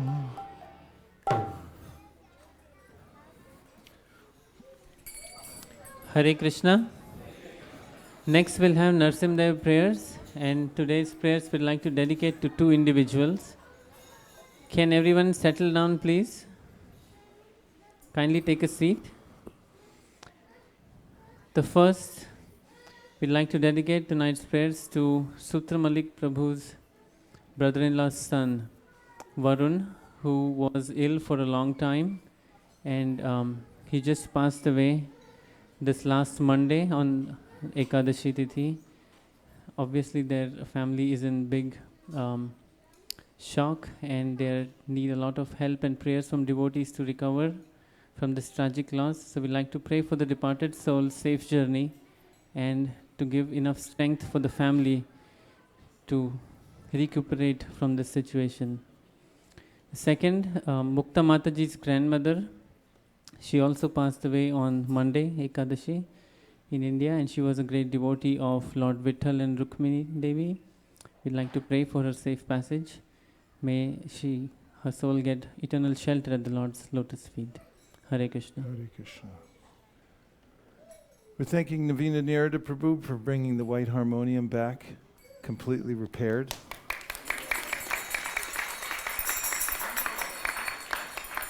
He has a connection somewhere in the spiritual world for getting harmoniums fixed, but that doesn't mean that we have to break them. They wear out on their own. So it's a special request, especially if you happen to have kids. Harmoniums, unless kids are trained, then they're not sure if they're supposed to play them or break them. And it takes a lot to get them fixed, and they're hard to get. So please keep a special eye out that the harmoniums are treated as sacred instruments and protected. Thank you very, very much. Hare Krishna. Is it Hare Krishna? We'd like to give Nimai a chance to sing Nrisingha prayers today, if that is okay.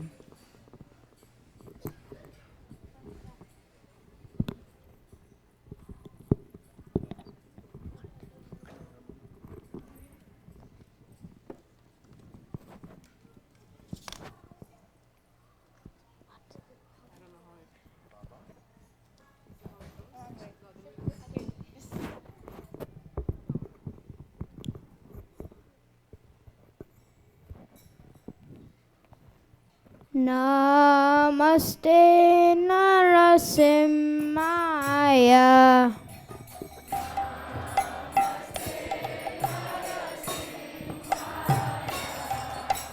Namaste Narasimhaya.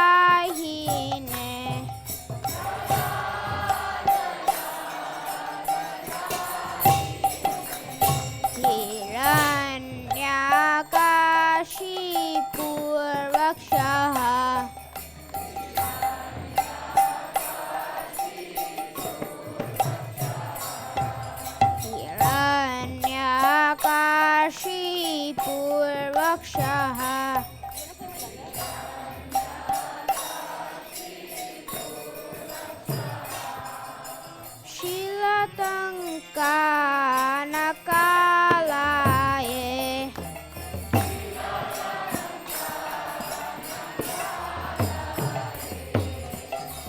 Shilatangka Nakalaye.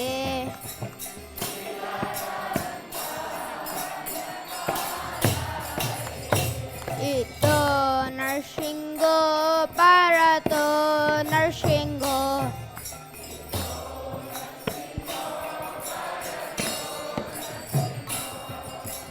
Ito Nrisingha Parato Nrisingha.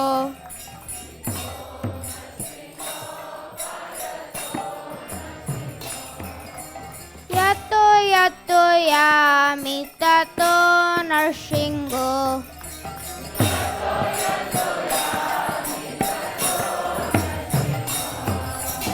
Yato yato yamitato Nrisingha.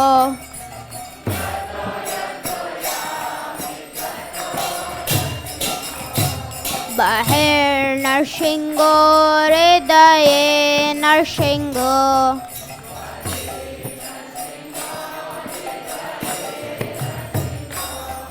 Bahir Nrisingha Hridaye Nrisingha.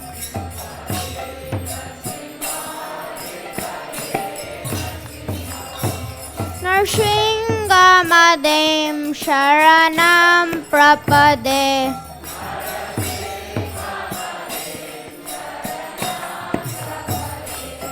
Nrisingha Madhim Sharanam Prapade.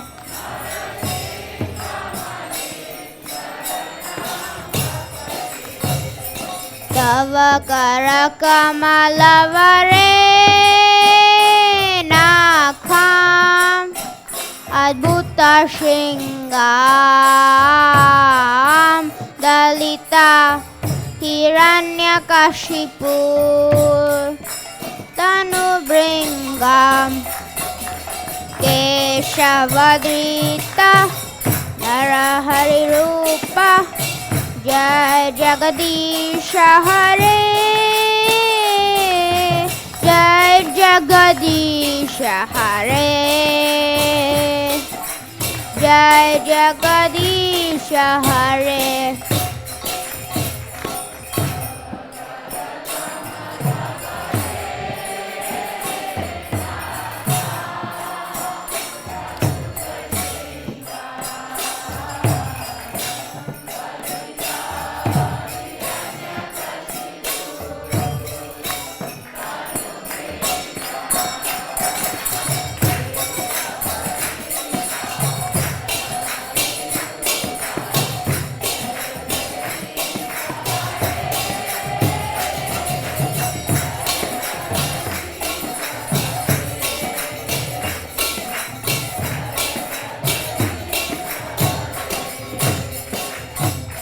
Tava Karakamalavare Nakham Adbhuta Shringam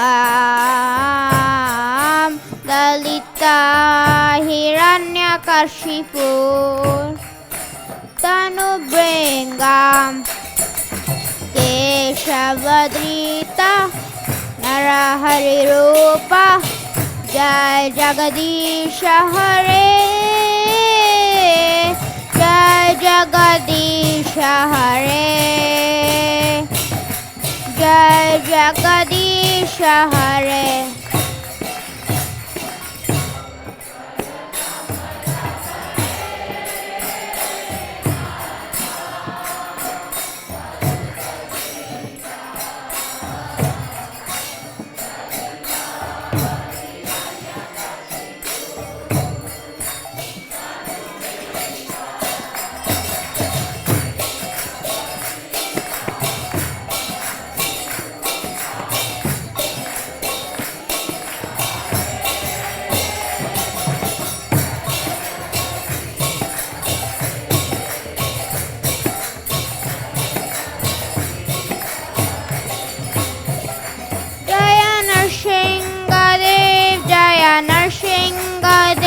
Jaya Nrisingha Dev, Jaya Nrisingha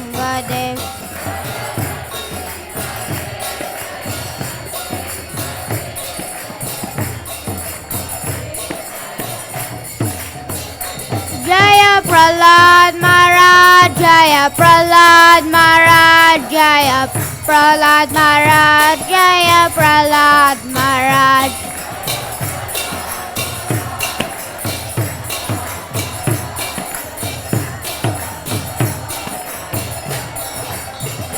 Jaya Jaya Prabhupada, Prabhupada, Prabhupada, Jaya Jaya Prabhupada.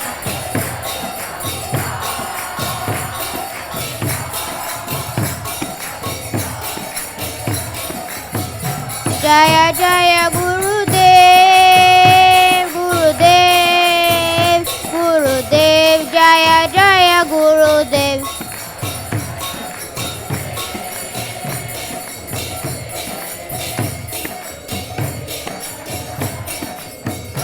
Nitai Gora Hari Bol, Hari Bol, Hari Bol, Nitai Gora Hari Bol.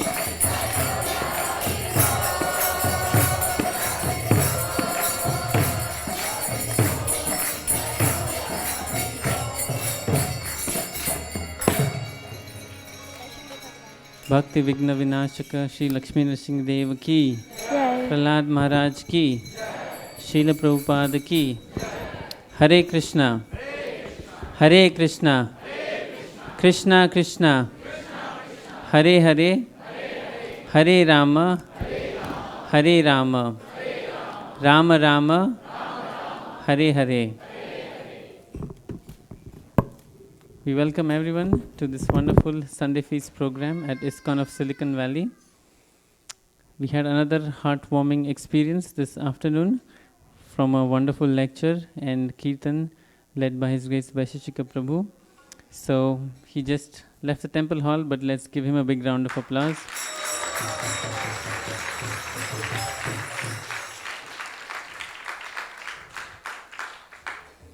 I do see several newcomers in our audience. If you're new here and if you would like to talk to one of the volunteers to understand a little more about our programs, the schedules, and how you can participate, you can meet us at the welcome booth outside. Immediately when you step out from this door, you can see one of the volunteers and you can talk to us. But we like to welcome all our newcomers by loudly chanting Hare Krishna, Hare Krishna, Krishna Krishna, Hare Hare, Hare Rama, Hare Rama, Rama Rama, Hare Hare.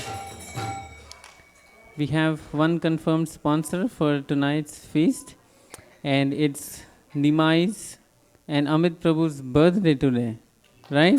Okay. And Nitai's birthday is coming up in 10 days. So it's a joint celebration for all three birthdays. So we'd like to request Nita and Nimai to come forward. Is Amit Prabhu also going to come? He's too busy in the parking lot. Okay. Oh, there he is. Yeah. Prabhu, you want to come up also? So your kids will represent. They are enough? Okay. Okay. So I always get confused. Who's Nita, who's Nita? Nita is the older one because Nityanand Prabhu was older, right? And Nima is younger. Okay. Nita, how old are you now? 10. Wow. Double digits. Nimai, how old are you now? 8. Okay.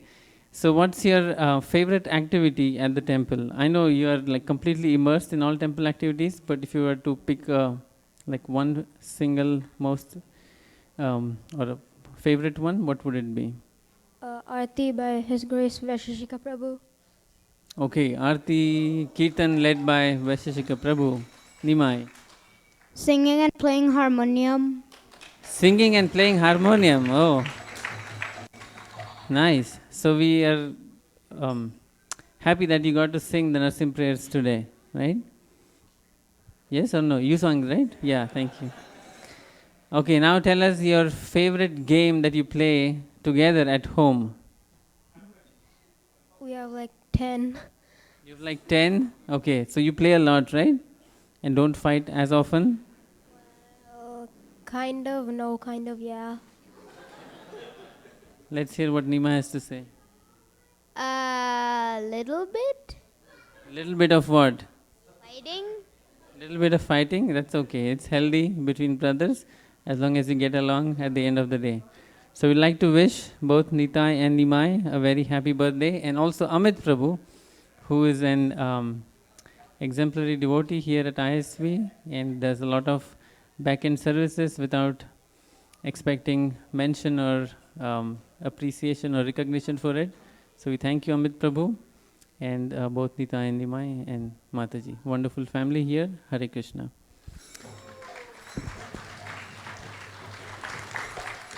So there's a nice portrait of the Panchatattva doing Sankirtan. And here, yeah, Nita and Nimai, good. And then couple of Mangalarati sweets. Thank you very much. Somebody take a picture. Vanchakalpatarubhyascha kripa sindhubhya eva cha patitanam pavanebhyo vaishnavebhyo namo namaha. Hare Krishna. Thank you.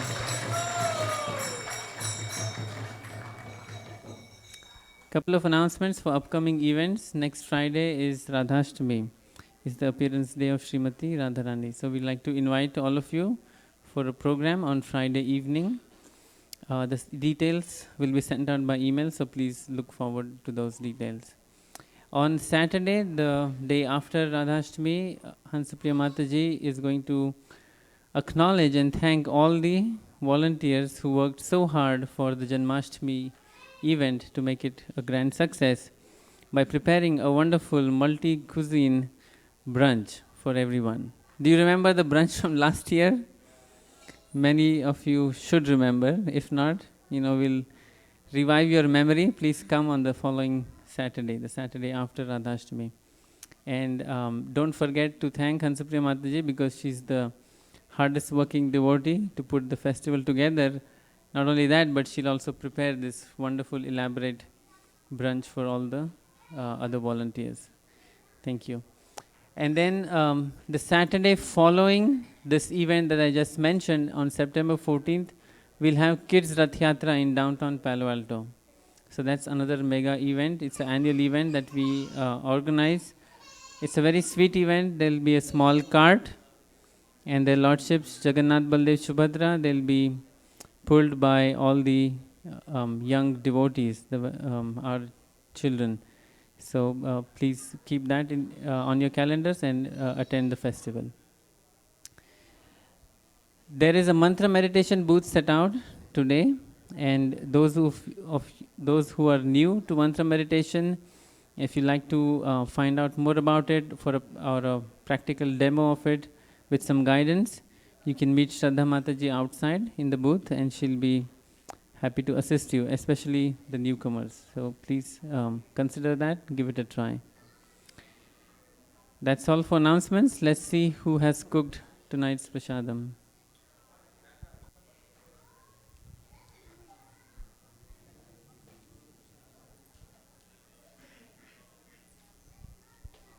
Hare Krishna. Today's prasadam is cooked by Neela Mataji, Dear Prashant Prabhu, Disha Mataji, Hari Sankirtan Prabhu, Raja Rao Prabhu, Shweta Mataji, Shiva Mataji, Satyavati Mataji, and Tadiya Seva Prabhu. Hari Bol.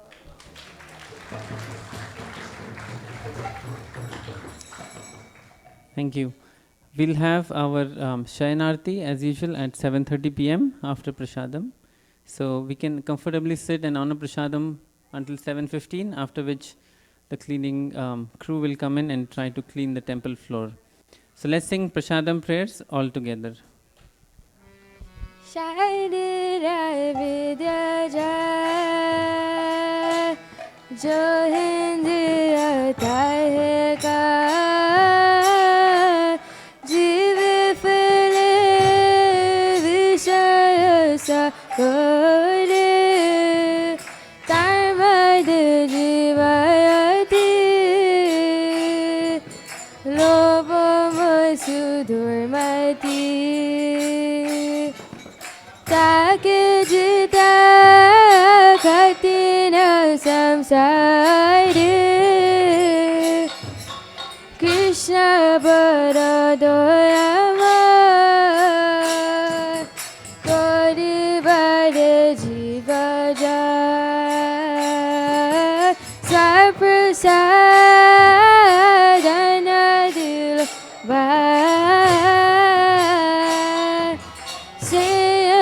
Sayanamritapa Radha Krishna Gunagau Premedhako Shri Chaitanya Nita Premedhako